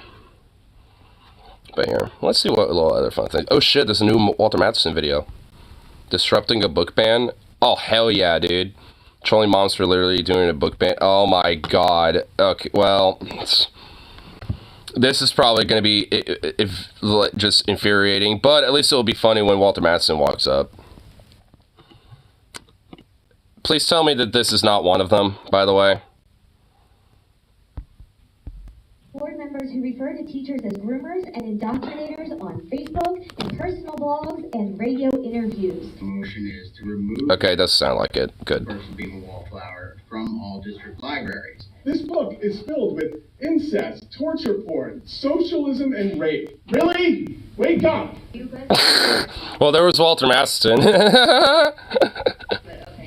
Porn, socialism, and rape. Really? Wake up! Oh man, you know, I think this is the intro. Here we go. Yeah, let's just get right to it. I already know he's about to. I know what he was referencing to, because he does it a lot. I mean, because it's a really easy one. Of Upper Oxford Township, and I stand before you this evening to ask that everyone take a step back and really consider the impact. You know, this kind of looks like a nice little comfy little small town. Honestly, I'm not even gonna lie. Culture wars are having on our teachers and professional staff. Because without them, our education system will fold. The topic of teacher and staff retention comes up here frequently. I know our district has struggled with these losses, particularly when woodshop classes had to be limited because we couldn't get a certified Look at all that corn certified teacher. and wheat. And when our French class was taught via Teams because we couldn't get a certified teacher for that either. When an employer is on the lower end of the pay scale, it needs to have a work culture that is absolutely amazing in order to attract new employees and retain the ones it has. Good teachers are not sticking around for low pay in a toxic work environment. They will gain experience and move on to a higher paying, more friendly district. I've always found our teachers to be happy with their work environment until recently. And can we blame them? We have board members who Obviously refer not. to teachers as groomers and indoctrinators on Facebook, in personal blogs, and radio interviews. Yes, I'm referring to Mr. Blessington and Mrs. Case. I don't know about you, but if my bosses badmouth me at every turn, I'd be looking for a new job. During this summer vacation, a panel of 11 educators read 4 challenged books, and using their professional, in many cases master's level knowledge on age-appropriate materials and the needs of their students to make these determinations, they voted overwhelmingly to keep those titles on our shelves. But a board of non-educators, most of whom didn't even respect our teachers and students enough to pick up the books and read them in their entirety prior to making a judgment call, chose to disregard their expertise and undermine... Shocker, because, like, these people that are, like, so emotionally charged over stupid shit like this tend to not actually invest time to figure out what the fuck they're freaking out about.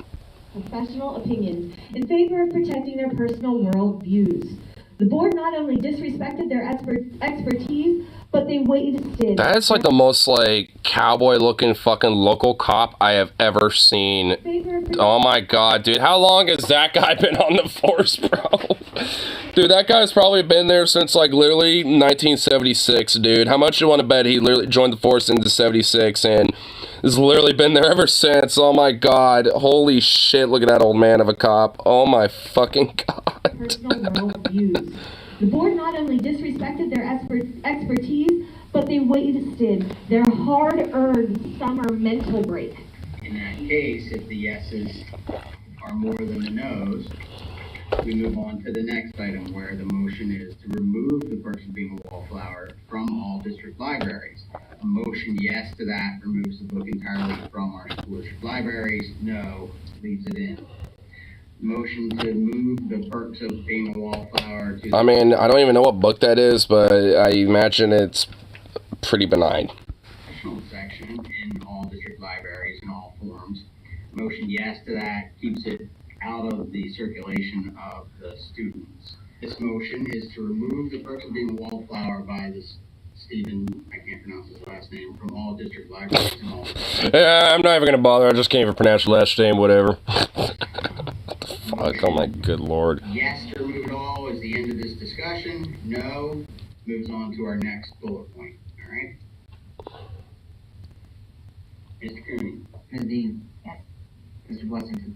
Yes. Mr. Patterson. Yes. Ms. Case. Yes. Dr. Owens. No. Mr. Claus. Mr. Ty. No. Mr. Tenga. No. Ms. Harrison. No. 4-4, we have a tie.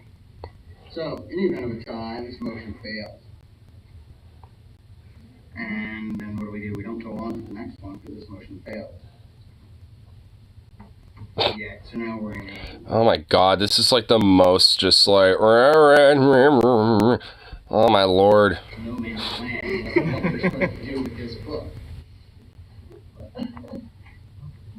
Walter Masterson?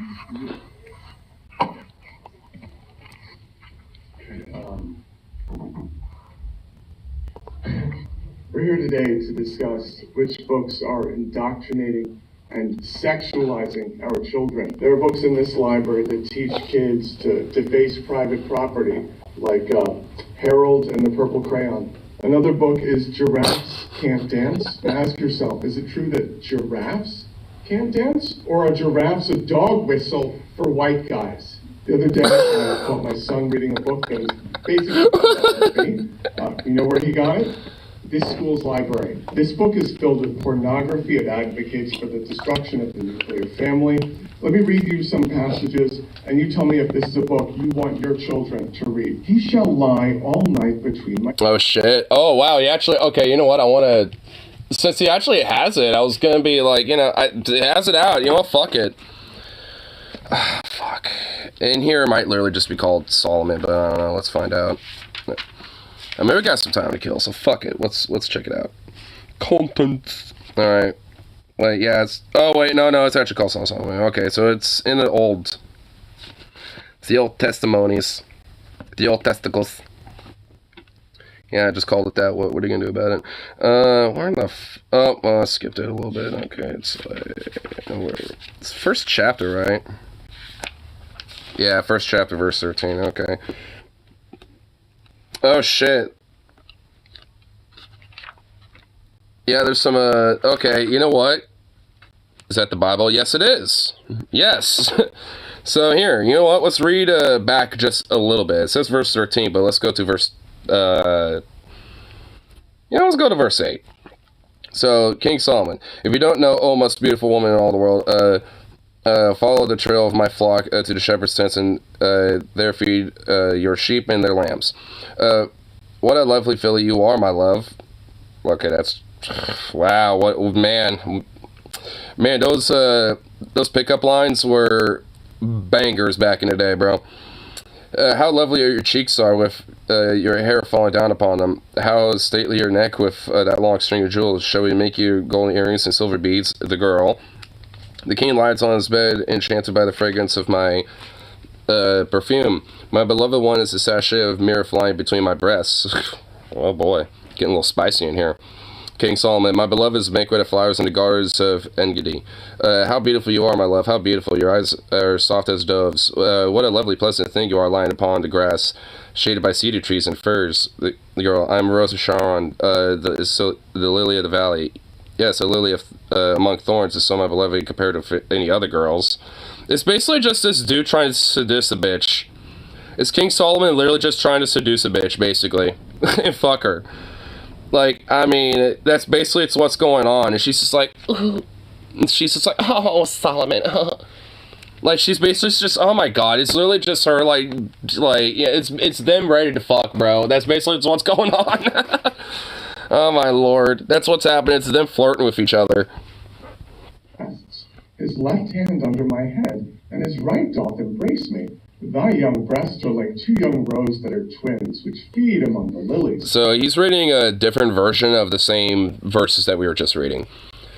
Like, so, because obviously there's like a cajillion versions of the Bible, so, I mean, there's going to be slightly different interpretations of what's being, said there, but it's all basically, flirting and fucking. Lo upon my garden, thy stature is like a palm tree, and thy breasts are clusters of grapes. There's another chapter where two daughters get their father drunk so they can have sex with him. Oh, this is literally just the Sodom and Gomorrah story. Story of Locke. I already know about this one. First one and the other, they show both scenes. That sounds like one of those magazines you get at a gas station. Not great children's material. Here's my favorite one. For his daughter's hand in marriage, King... Oh, shit. Yeah, let's read this one, because So, 1 Samuel's chapter 18. Okay, so this is probably just the very beginning of it, so where the fuck is this? I'm assuming it's going to be in, okay, it's actually a lot earlier in here. It's in, like, page 2. Okay, here we go. Here we go. So, Prince Absalom, David's son, had a beautiful sister named Tamar, and Prince Amon, her half-brother, fell desperately in love with her. Uh-oh. Incest. Amon became so tormented by his love for her that he became ill. Oh, Jesus. Damn, he boned up, dude. Pent up. Jeez. I kind of read ahead. Oh, shit, gets a little spicy way further ahead. He had no way of talking to her, for the girl and young men were kept strictly apart.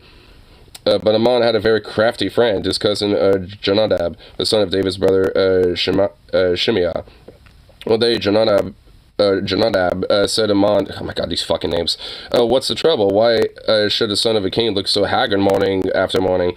So Amon told him, I'm in love with Tamar, my half-sister. Well, Jonadab said, I tell you what I can do. Go back to bed, tell him you're sick, and when your father comes to see you, ask him to let Tamar come prepare some food for you, and tell him you'll feel better if she feeds you.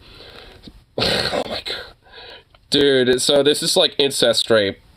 Like, Jesus Christ, so, like, oh my god, oh, yeah, because, like, there's, I kind of read ahead, and it gets even a little, freakier, honestly. It's just, like, oh boy, yeah, I see what's going on there, yeah. Wanted no less than 100 Philistine foreskins. David, really wanting to become son-in-law, took his men and killed enough Philistines to bring back... Oh wait, I just realized I think I was reading 2 Samuel's, but whatever. I mean, this is also just as fucking weird and freaky. I forgot about the whole foreskin part, but yeah. 100 foreskins. David counted them all in front of the king, and for that, he was awarded the princess. This book is filled with incest, torture porn, socialism, and rape. Parents, you should ask yourselves, do you want to bring this filth around your child? And another thing, why is this school teaching my child that pterodactyls are dinosaurs? Pterodactyls are pterosaurs. Do pterosaurs have a long crest in their upper arm bone? I don't think so. Your library has a book called The Dinosaur Olympics, where dinosaurs that are 100 million years apart from each other compete. And you know who else competes in this book? Woolly mammoths. Really? You're worried about trans women in sports? Meanwhile, your kid's running around saying pterodactyl is my favorite dinosaur? Wake up! Maximilian Clark. Right. Oh my god, dude, I love Walter Masterson. Is he actually a dad? Yeah. I'm pretty sure Walter Masterson has a child. Because he is married. His wife is the one who usually records the videos. Like, I mean, usually, like, if you're watching, some of the, scenes with, like, the countryside and stuff, like, with, the person that's recording is his wife, that joins and tags along with him. What township you're in, sir? I'm Oxford. Township. Lower. What township are you from? Lower. So you're not from this district? Yeah, you're citizen all No, right. I don't think he is. Look, You guys are coming here as a mockery, but okay, go ahead. Look, I think we're all here for the same reason. It's because we want to see children safe. We want to see them protected. We Everybody want to care for in them. this district, I hope you're not making a mockery of our district. I'm not. How could I? Okay. Look, that's no, fine. look, I'm legitimately on your side here. I understand the tempers are high. There's been a lot of yelling on both sides. We are guarded, but we're trying to protect our kids, right? Best we can. And we need to. What we did here, we only had half this board brave enough to stand up and ban this book, but it goes deeper. This gay agenda is getting out of control. 8% of Americans identify as gay. 1 in 12 people identifies as gay. That means if a book has 13 characters. One of them, statistically, probably gay. Oh my god, dude, this guy is definitely insecure about some things. It's like the gay agenda is like statistically, all the numbers line up and it doesn't add up and you see it everywhere, but if there's only 8% and one statistically, 1 in 13, it's like, dude, the motherfucker's like still fucking frothed mouth, like holy shit. When you think about it, right? One fish, two fish, red fish, blue fish, black fish, blue fish, old fish, new fish. This one has a little car, this one has a little star. Some are very sad, some are very glad. Well, happy, gay, band. We have to. I read books with gay characters when I was a kid. It didn't affect me because I'm straight. Same way that like I read books with dragons in it didn't affect me because I wasn't a dragon. But if someone who is gay, if they read a book with gay characters, okay, maybe this guy's trolling.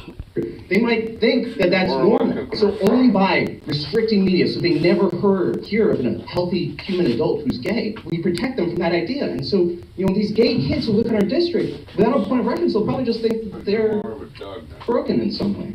That they're weird, right? Because, actually, now that I'm saying it out loud, it's because when I read a book, I feel very grounded in the idea that, like, oh yeah, this is me. But if a gay kid doesn't have gay role models, jeez, do you think that's why the suicide rate is so much higher among queer youth? Because there's voices condemning them for something they can't help? Jeez. Oh shit, yeah, I think he is just kind of trolling them. Dude, I think this guy just did like a 5D chess maneuver on us. Because I was thinking, you know, honestly, this guy was being real. But, you know, like, at this point, I'm like, you know what? I think he just pulled a 5D chess maneuver, dude. I actually thought about this before, but you know, like, it really makes sense, right? Because like, if a kid sees a gay character and says that's me, that's probably part of them, right? It didn't change them, it's just something that's already there. So I guess really the neutral thing, if we wanted to protect kids, would just be leave the books alone, I guess. God, I guess Jesus would probably hate that we're going after these defenseless kids who are just trying to figure out who they are. Oh my God, I'm so sorry, I hadn't thought this through, and because I know of people who have been kicked out of the house who had their kids kicked out of the house for being gay, like Jesus would hate that. I'm sorry. I gotta go talk to my wife. I hadn't really thought. I'll see you guys in the book burning. That's why those kids keep calling me a Nazi, because I burned books. Damn it. Sylvia, we gotta get Devin back. I know he's just 12, but geez, he didn't mean it. He didn't mean it. Oh my god, dude. Holy shit, dude. That was fucking... Mwah. That was honestly beautiful. Holy I'm genuinely kind of speechless, but in a good way. Like, god damn, that was good. You know, like, I'm actually kind of gonna give a round of applause for that guy. That was some fucking 8D chess move shit. A little over dramatic. I don't care. That was beautiful, bro. Dude, I loved it. That was awesome. Like, that was fucking pretty amazing, dude. Holy shit. I'm the bigot!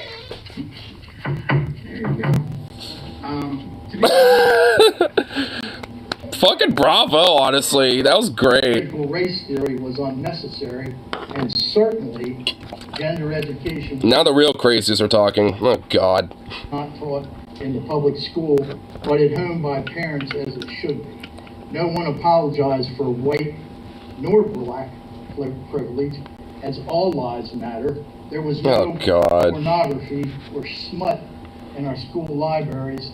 Having recently read the social media post of one individual who has addressed this board and bragged about being... See, now this is fucking overdramatic, bro. If you want to see what real overdramaticness is, it's this old fart. Well, he's kind of laying it out really blandly, but, you know. Oh my god, he just straight mentioned Soros!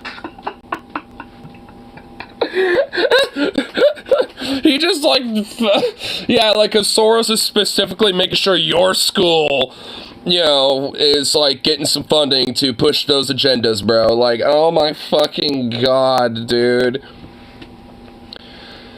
All Lives Matter asking what he thinks of Palestine. I'm sure it'd be great, wouldn't it?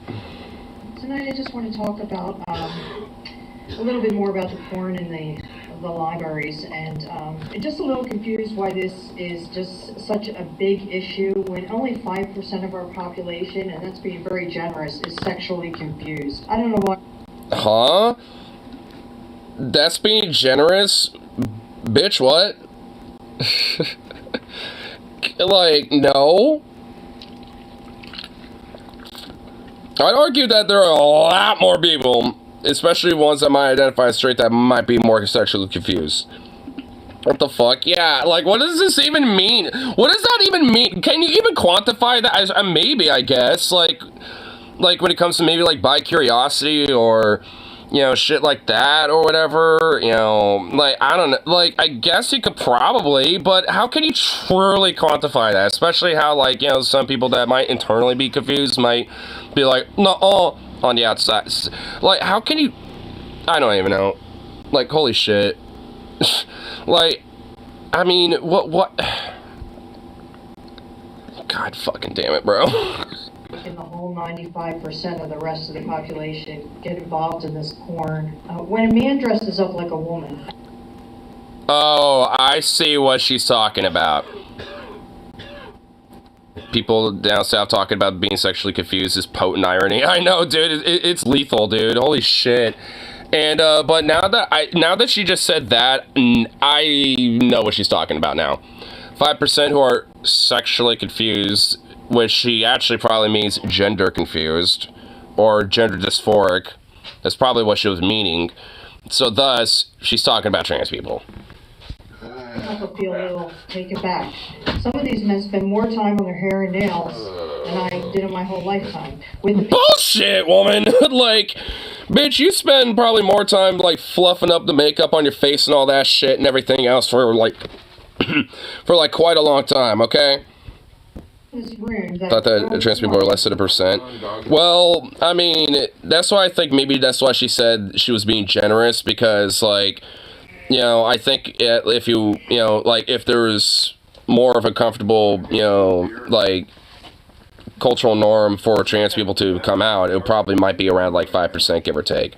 So I guess technically that would be a generous number. But, if that's what she's specifically talking about, but she might not just be talking about them as well. Library. As a group of women and mothers, do we really understand where this could lead? The porn in the schools will lead to men in women's sports. Hey everyone, I'm going to interject for a second here. I really don't think most people understand what's happening in our public school system right now. It's not that conservatives want critical race theory to go away. It's not that they want transgender ideology to go away. These are all manufactured. They want the end of public education. They want to dismantle public education, period. They want corporations, they want private corporations running the... Not just that, but they also want, like, private churches and religious organizations and institutions to run schools. Public school system. That's it. They want private faith-based corporations running the public school system. There you go. This is Christopher Rufo. He works for Ron DeSantis. He is the architect behind the whole critical race theory satanic panic. I remember the guy that created the CRT outrage out of thin air, Christopher Rufo, worked for the Heritage Foundation, worked for the Manhattan Institute, and now he's done it. They want slavery. Yeah, they basically just want, like a nice, weird, disgusting demon blend of Nazism and Confederacy, like, mixture, just all one. DeSantis is bidding. And he's always been fairly transparent about how he would use things like CRT and gender theory in order to create outrage within the general public. But I just recently came across a clip where he was speaking to a group at Hillsdale College in April of 2022, and he talks a little bit more about the reasons why he's doing this. The second is to attack the credibility of institutions. This is something that I think conservatives have been rightly hesitant to do for many years. Well, we like our institutions. I think conservatives are really realizing now we like what our institutions were, we like what we imagined them to be, and now that we are seeing what they are, we don't like them as much. And so, luckily, the institution... I mean, kind of being open and honest about it. It's like, you know, we like what they were, but now that they're not what we, you know, used to like anymore, we don't like them anymore. So we're going to destroy it and make it what we like again. are really doing this to themselves. You see trust in all of our institutions cratering. I think it's foolhardy to say, well, we really want to just raise that number. I think you want to create the conditions for fundamental structural change, to appropriate some language. For example, school choice. To get universal school choice, you really need to operate from a premise of universal public school distrust. Because in order for people to take significant action, they have to feel like they have something at stake. Pretty much. Which is why they scapegoat, like, all this type of bullshit. When there's been any kind of positive institutional change, they've come out and drove to oppose it. Well, that's the whole idea. So they can slowly but surely add more distrust to the, to the public education system by basically, like trying to galvanize more and more of, conservative dipshits, like, some of the crazies, there, to basically, push the whole narrative that, like, the public education system is what, is fucking people over. Which, obviously, it isn't. I mean, well, the only sense that it is just because, like, the fucking, like, these organizations and these institutions have been trying to gut it and fuck it over for all these years, at least especially since the Reagan era onward. Because that's really when a lot of the, like, galvanization of this type of movement really started and begun. I mean, Christopher Rufo basically is just, like, somebody who's really harnessed that energy at this point. He's tapped into it. I mean, that's, so he's, definitely a motherfucker, that seems like you really ought to have, like, probably taken more consideration of, all things considered. Because the thing is, it's not necessarily just the politicians that are, like, the big threat about all of it. I mean, if anything, they're the ones who just, like, make sure that shit gets done. Like, it's the people behind the scenes that invest and fund that shit that are really the root of the problem. People like Rufo, when it comes to shit like this, when it comes to the scapegoating and the culture war bullshit and everything, it's motherfuckers like that are the real root of the problem. And her brother got homeschooled and she got tested after she moved out of her parents. They gave her a third grade education. Jesus Christ. Without anyone from the state coming to check on you. Yeah, like, that's... Oh, fuck, that gave me some shivers, bro. Like, that... Goddamn, dude. 3 years younger than you? Oh, my God. Whoa, that really just sent some shivers down my spine, bro. Holy fuck. Oh my God, dude, yeah, like, oh man. Ugh. Fuck.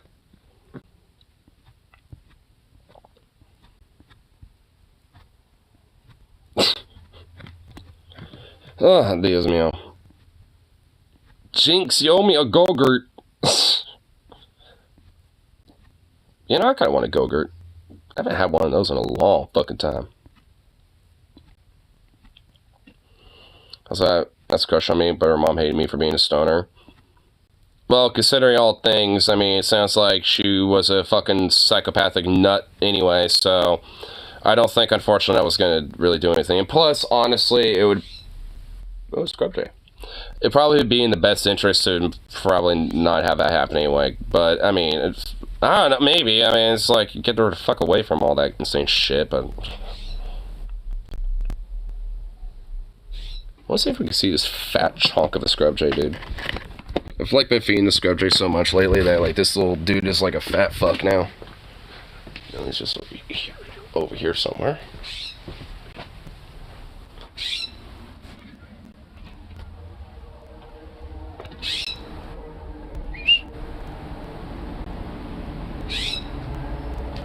I think it's over here. Yeah.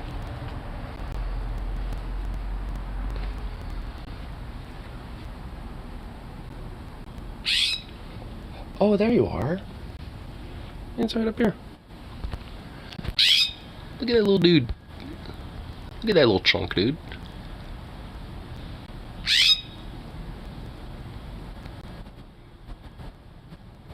Oh, look at that beautiful little bird.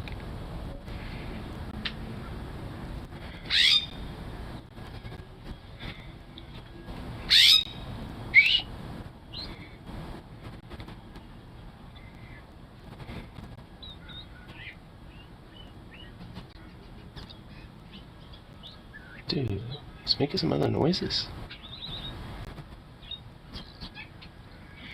Dude, that little guy is making some other noises. It's making like little whistle noises. Oh, that's so cool.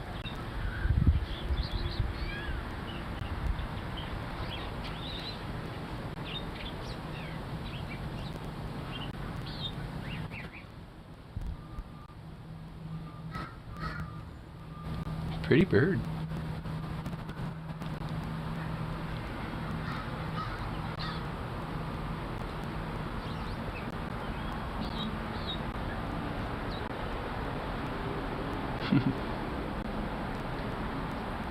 Yeah, my boy just chilling.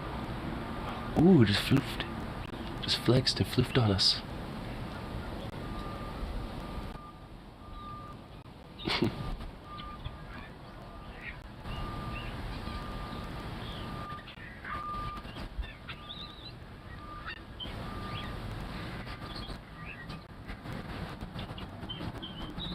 Man, never heard a scrub jay make these little noises before. I always hear her make its little like chirps, but it's like doing little whistles.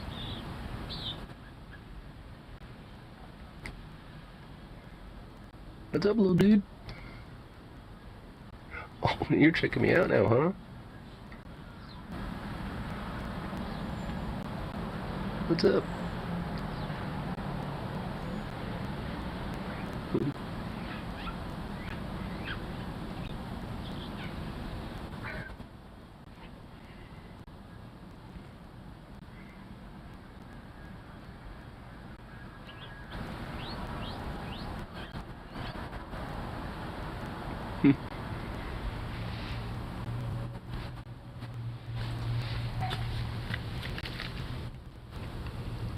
There's a little rat over here. Keep her hearing like something rummaging.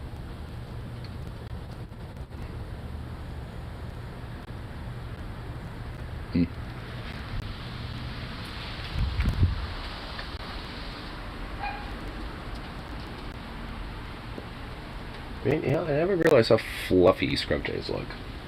Like their little front, like, fluff feathers, you know, are just like, look immensely fluffy. Just getting debris in the face because of the wind. Eh. Eh. Wait, what was this? Oh, now it's chirping off again.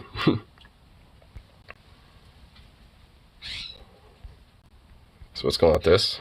I don't know if this would be a good combo. Ooh. Maybe if you have a dried orange or zest so the juice won't make it too watery. Yeah, it looks a little mushy, honestly, but yeah, it does look good though, I will admit. It still looks good.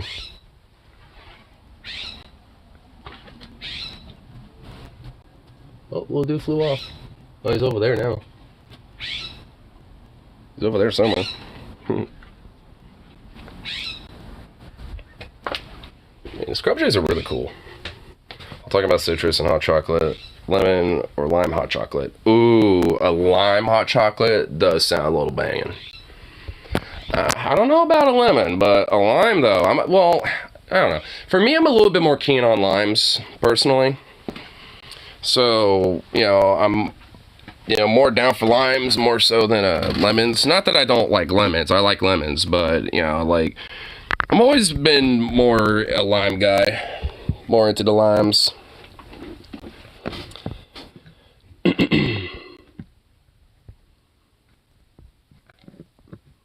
But that's just me. That's just me right now. Kind of like, you know, just the flavor of a lime more. Grapefruit hot chocolate, good shot. I'm not really a big fan of grapefruit, but I don't know. If you had it in hot chocolate, I feel like that might compliment it, but I don't know. I mean, I'll be willing to try a little bit of it, like try a sip just to see how it is. But yeah.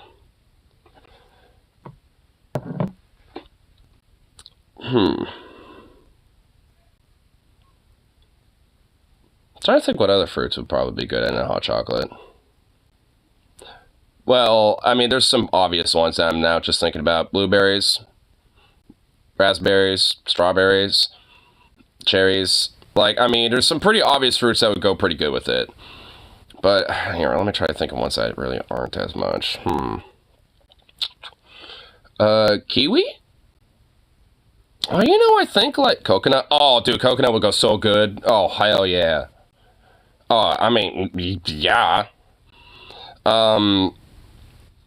I think kiwi might, I mean, it's not really like a strong flavor, kiwi, but I think I might be able to kind of complement it and like kind of soften the sweetness a little bit in hot chocolate. Kind of give it like a extra little kick in the sweet, but not like too strong. I guess if you had like a more like, you know, sugarless like bitter chocolate or something like that, I guess it would definitely complement something like that.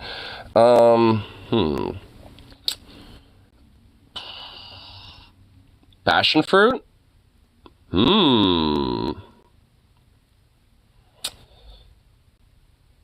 That might not be too bad. Ooh, pomegranates would actually be pretty good. Now that I think about it, that would actually complement chocolate pretty well. Caramel apple. Well, at that point, you're just using apple and caramel and hot chocolate. So, I mean, but that, yeah, would definitely go really well with it. Grapes? Unless you had, like, cotton candy grapes or some shit, but...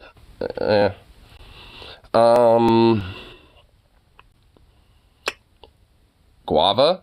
Ooh, that might add a little extra zest, but in a sweet way to it. Guava might be something to experiment with, actually. Mango? Strawberry? I already said strawberry, but, I mean, that's also kind of like a more of a common fruit that you could put in chocolate and it'd go banging. It'd be banging. So, I mean... That's kind of a given almost, unless you just don't like strawberries because you're a weirdo. But I'm trying to think of some other like obscure fruit or some shit. Dragon fruit? Well, dragon fruit doesn't really have too much of a flavor in the first place. It would add like, you know, like kind of, you know, a little level of pulpiness that might actually be okay though. That might be all right. I think that would be kind of more of a neutral one. Plums? Ooh, yeah, you know, plums, I think that would work. I think that this is really making me hungry. And I just ate before I started streaming, too.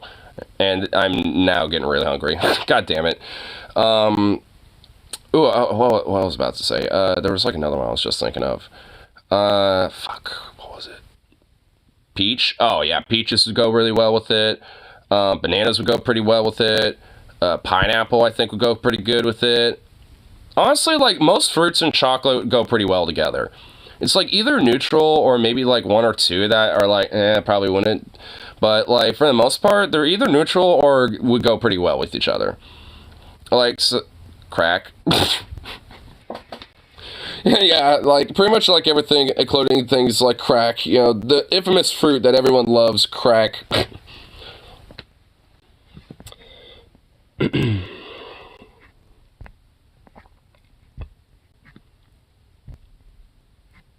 Yeah, see what, like, one more little thing we can look at here.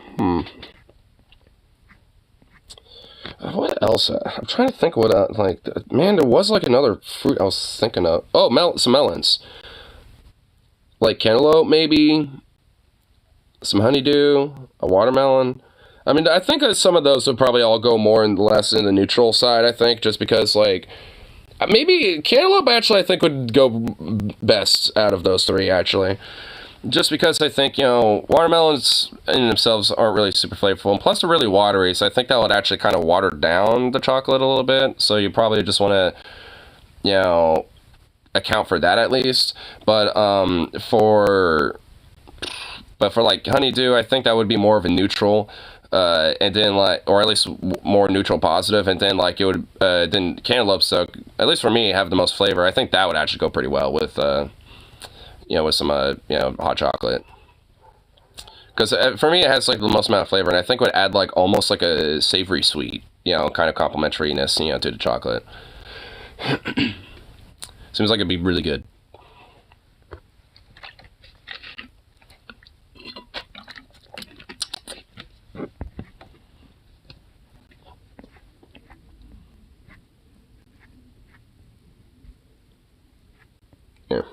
the see what other little random little things we can look at. I got like a little bit more time to kill. And Magpie negotiating with the Blue Jay.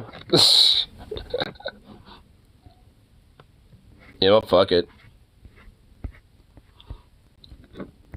Two different birds coming in to negotiate over peanuts. Dude, honestly, I've low-key have seen this every now and then before.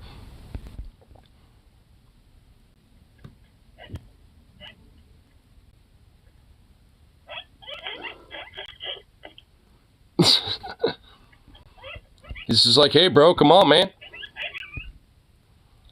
Magpie's just like, hold up now. You go over there, wait your turn for a second. I got one right here. There's plenty here for you. Hey, dude, that's basically what was said. It's like, hey there, bud. Back off for a second. Hold on. Let me make sure I got my nut secured and you can grab your nut. And our boy's like, all right, sweet, got a nut. All right. Oh, the other one comes by, too. Oh, shit, he literally dude, that bird just came in, and that one gave it to him, or her, and then he's like, all right, which one do I want? All right, I'll grab this one. Yep, and then the magpie came right back. It's like, all right, you got yours, now go away. Let me get another one.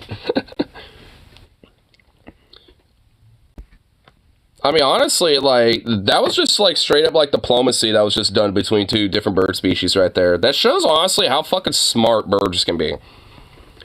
Like, not only do they communicate with each other, you know, like, you know, with their own species, but they also will straight up, like, you know, communicate with other birds. Which, low-key, though, that is just fucking pretty awesome. That's kind of cool. And I've seen shit like that before a little bit. Where I'll see, like, you know, the crows hang out for a little bit while the scrub jays are kind of, like, on one end. And they'll kind of, like, cycle through a little bit. And then the crows go to another little spot that I've set up. And then the scrub jays will come over. And some of the other birds will come over to the other spot. And kind of, like, cycle around a little bit. It's kind of cool. And also, like, and then also, a lot of the squirrels, they also kind of, you know, have understood their, like, you know, boundaries a little bit as well. Because they also kind of go in their own little spots, and then when the crows show up, they kind of, you know, slowly but surely kind of scruffle their way over to, like, you know, somewhere else. They're passing back rebellion secrets to transactions just cover. Yeah, dude.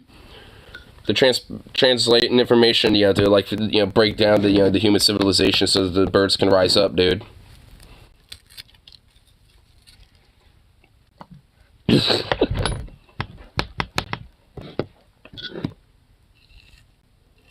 You know, I should have, like, a little cam set up in one of my little spots, because, like, I'm thinking about getting, like, another little upgrade to, like, my whole little, like, squirrel escapade going on outside. And if I do, I can actually get, like, you know, maybe one spot set up for, like, a little, you know, cam like that. And I'm thinking, you know, if I have it set up right, then we can, you know, kind of see some of that a little bit, or at least to some extent, because that would be pretty cool. I'll just have to make sure it's strategically set so, you know, you can't really necessarily, like, see, you know, the road entirely or whatever. Which I don't think would be too big of a deal. The Passive Back Rebellion Secrets. I love it.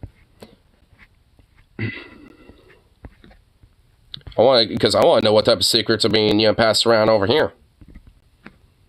I want to make sure I know about that shit. Gotta make sure that the animals don't rise up too much. Or at least I want to make sure that, you know, they see me as one of their allies. Venom, what are you doing over there? Sweet home, Alabama, where the skies are ancestrally blue. Where Vosh goes vacation now, checking out all the stables. Tell you what now, oh sweet home Alabama.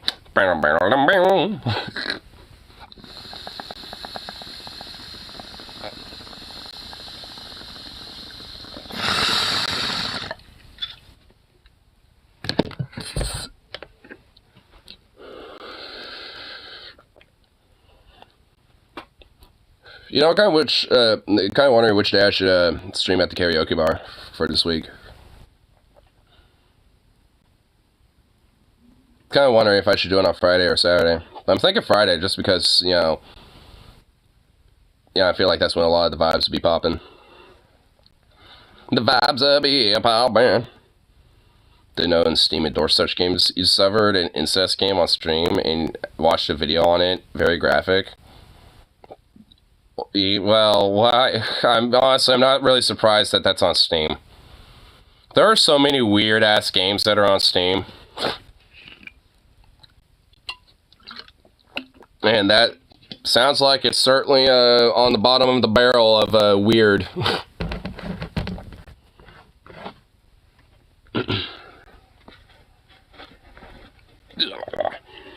Blame Xander Hall for this one. Oh, Xander Hall found it? Oh, Jesus Christ. I haven't really watched anything from him in a minute. Sounds steamy. Bunts. He's the one who introduced me to it. Oh, God. You know, maybe when I get off work, we could check it out. Because I know sometimes he kind of is long-winded occasionally, so it's like, alright, well.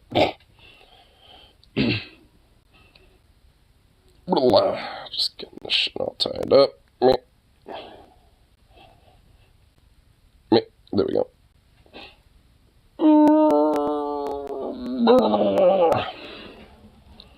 Does anyone want to make a Yule cake? Seems like something easy, but it's actually difficult. Basically, you need to bake a soft sheet cake and roll up in a dish towel with frosting spread inside to get it to swirl.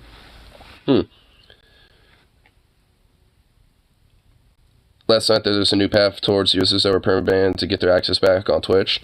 Well, from my understanding, the new CEO for Twitch, I saw a video that Charlie Moist Critical made, and from my understanding, the new CEO is actually, like, kind of eager to kind of make Twitch, like, more multi-platformed and kind of, like, you know, in a way, give a new kind of fresh look for Twitch in a sense that actually is kind of going towards a positive direction. So, you know, I'm actually not really too surprised on that.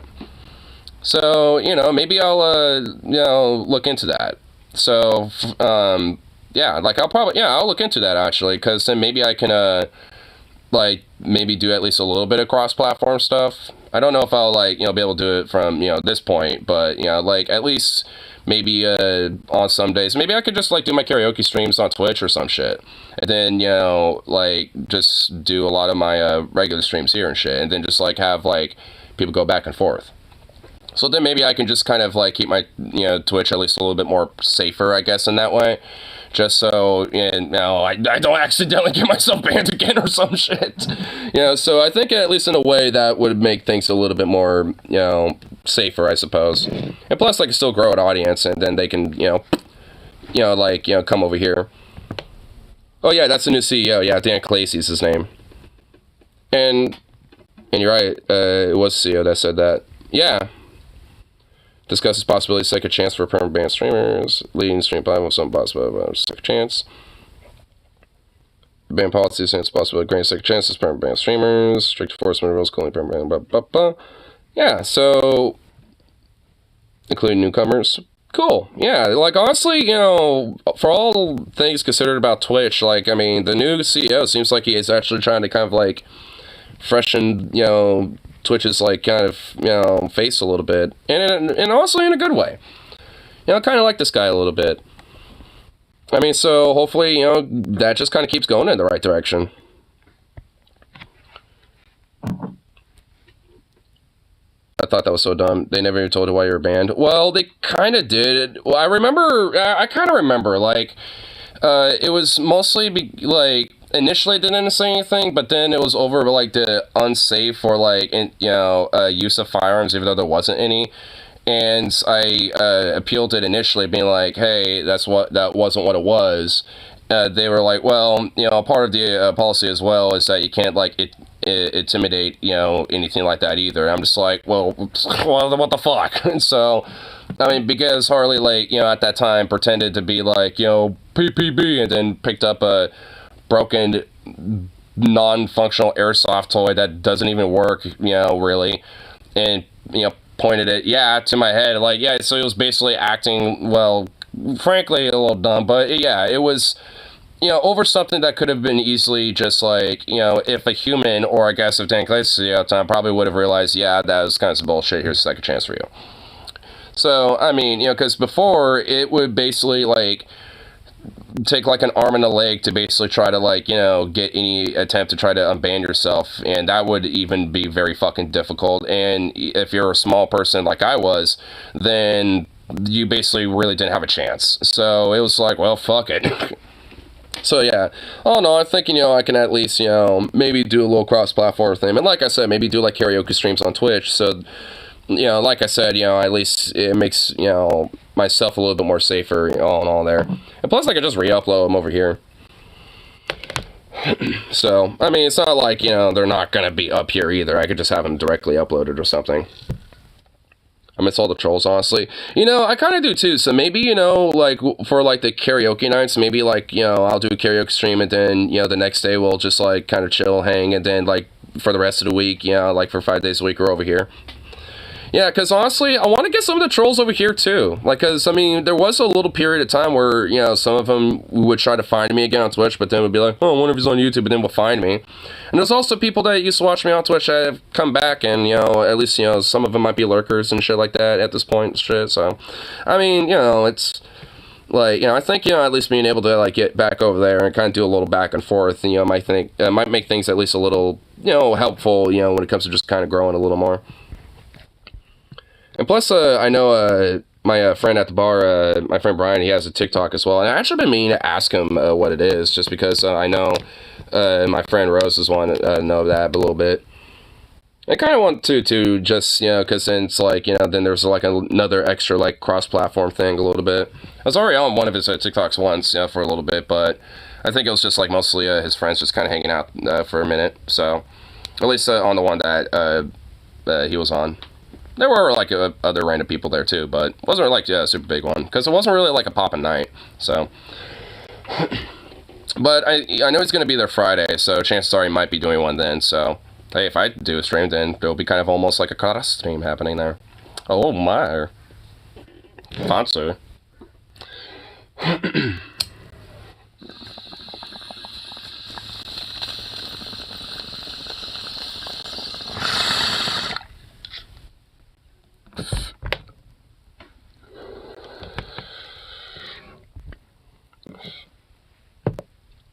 Yeah, do a little time check. Almost time. Almost. Yes, do stretches of crazy noises, because fuck it. Man, I kind of wish that it's already Friday, because I'm kind of, like, itchy for, a little karaoke, honestly. I know the next time I go up there for karaoke, I'm going to go back in my pirate outfit and just do, like, a strict Ailstorm set. You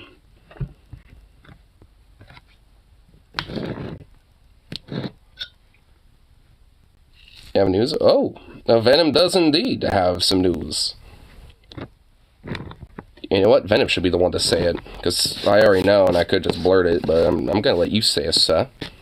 Good, sire. Bring forth your news. Guessing you start playing important slip. Damn right you do, buddy. And at the very minimal, you're gonna, like, at least go to a karaoke bar with me once. Like, if I go down to visit you and hang out with you down in New Mexico, then at the very minimal, you can go hang out at a karaoke bar once with me. Okay? Like, so that's at least the bare least you could be doing there, sir. I would say so. Myself. I feel like I got a burp, but it doesn't want to come out yet. I could tell I have, like, a burp ready to go, but it does not want to, like, it doesn't want to burp. Makes me upset. Boo. Maybe Zukov's complaining about it. What? Zukov, you butt. My Venom put an offer on a house in New Mexico. That is true. That has happened. Yes, Venom, you need to come up here. Dude, I honestly feel like you would generally like it up here. I mean, I think New Mexico could be pretty fun, too. But, I mean, at the very least, I would, you know, want to force his ass to go out and go explore shit. First date, what do you do?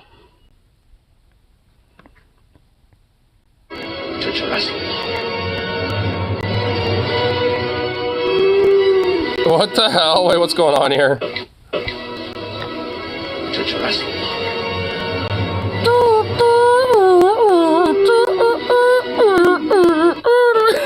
Yes. You know what? If this is like the humor, you know, like my girl has, you know, for a first date, dude, I'm sold. First date, Cheesecake Factory, yep. But, yep, yeah. Just take it to the Cheesecake Factory. But honestly, low-key, though, if a chick showed me that and that was her humor, I'm not even gonna lie, I'm sold. I just like, alright, I'm putting a ring on it. Because that right there is some shit I would do. That is just fucking awesome. I love it.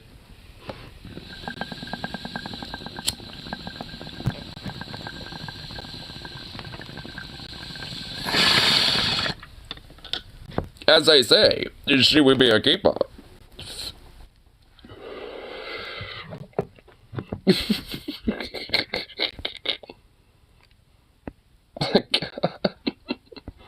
I love it, dude. That it's just fucking funny. Oh, it's beautiful.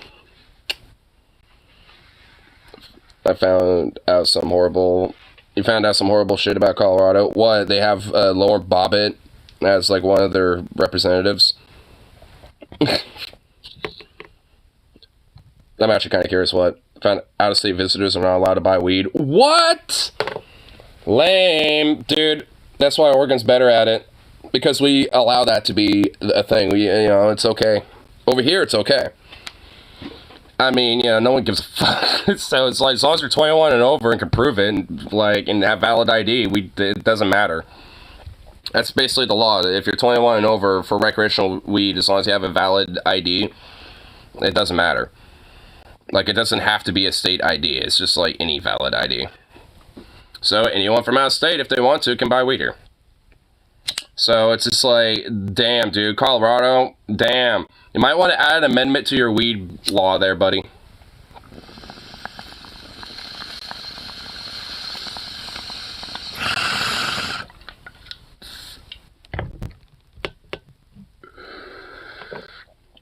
And what about someone like me? Like, I mean, I live in a recreational state too, so it's like, does that include me too? It's like, man, that's lame. Boo. New Mexico allows you to buy 2 ounces of raw weed, 16 grams concentrated, 800 milligram liquid. That basically kind of sounds like, that pretty much sounds like the equivalent of Oregon's law. It used to be like half of that initially when it was first put as legislation, but I think like a year or two ago, or a couple of years back, they pretty much doubled it up. Like, because for the most part, there's literally so much weed that they're trying to, like, basically just, like, get out. I mean, like, the few things that hasn't really been hit by inflation here in Oregon is weed. Like, I mean, you can easily find some cheap bud around here. So, I mean, they pretty much have just left it like that, you know, so, which, hey, I ain't complaining. Like, back when it was first legal, you were only allowed to buy, like, an ounce and shit like that, but now you can... Yeah, now it's just doubled up, basically. So now you can buy, like, 2 ounces and, you know, the whole shebang of shit. Which, like I said, you know, I ain't complaining. They allow medical patients to double that. Yeah, like medical patients are obviously doubled on top of that as well. And, of course, yeah, med patients, you know, it's the same thing. They obviously are allowed to get way more as well.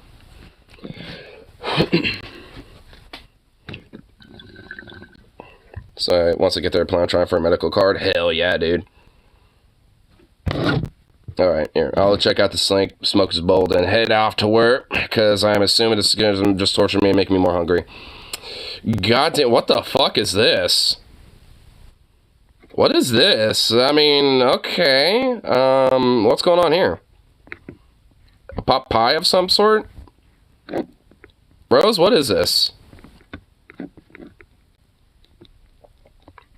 What is this? boo work. Hey, why are you complaining? You got like double the time that I usually am here, you know, for the mornings / afternoons. Leftover Thanksgiving pie. Oh. So it's kind of like a cobbled together, you know, mishmash thing. Okay, you know, okay.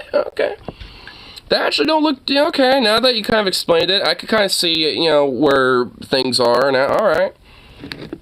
I won't triple the time. That's why I do these, that's why I do like 3 to 4 hours after work sometimes, okay? Like, come on, give me a break. Like, geez, good lord. Little baby.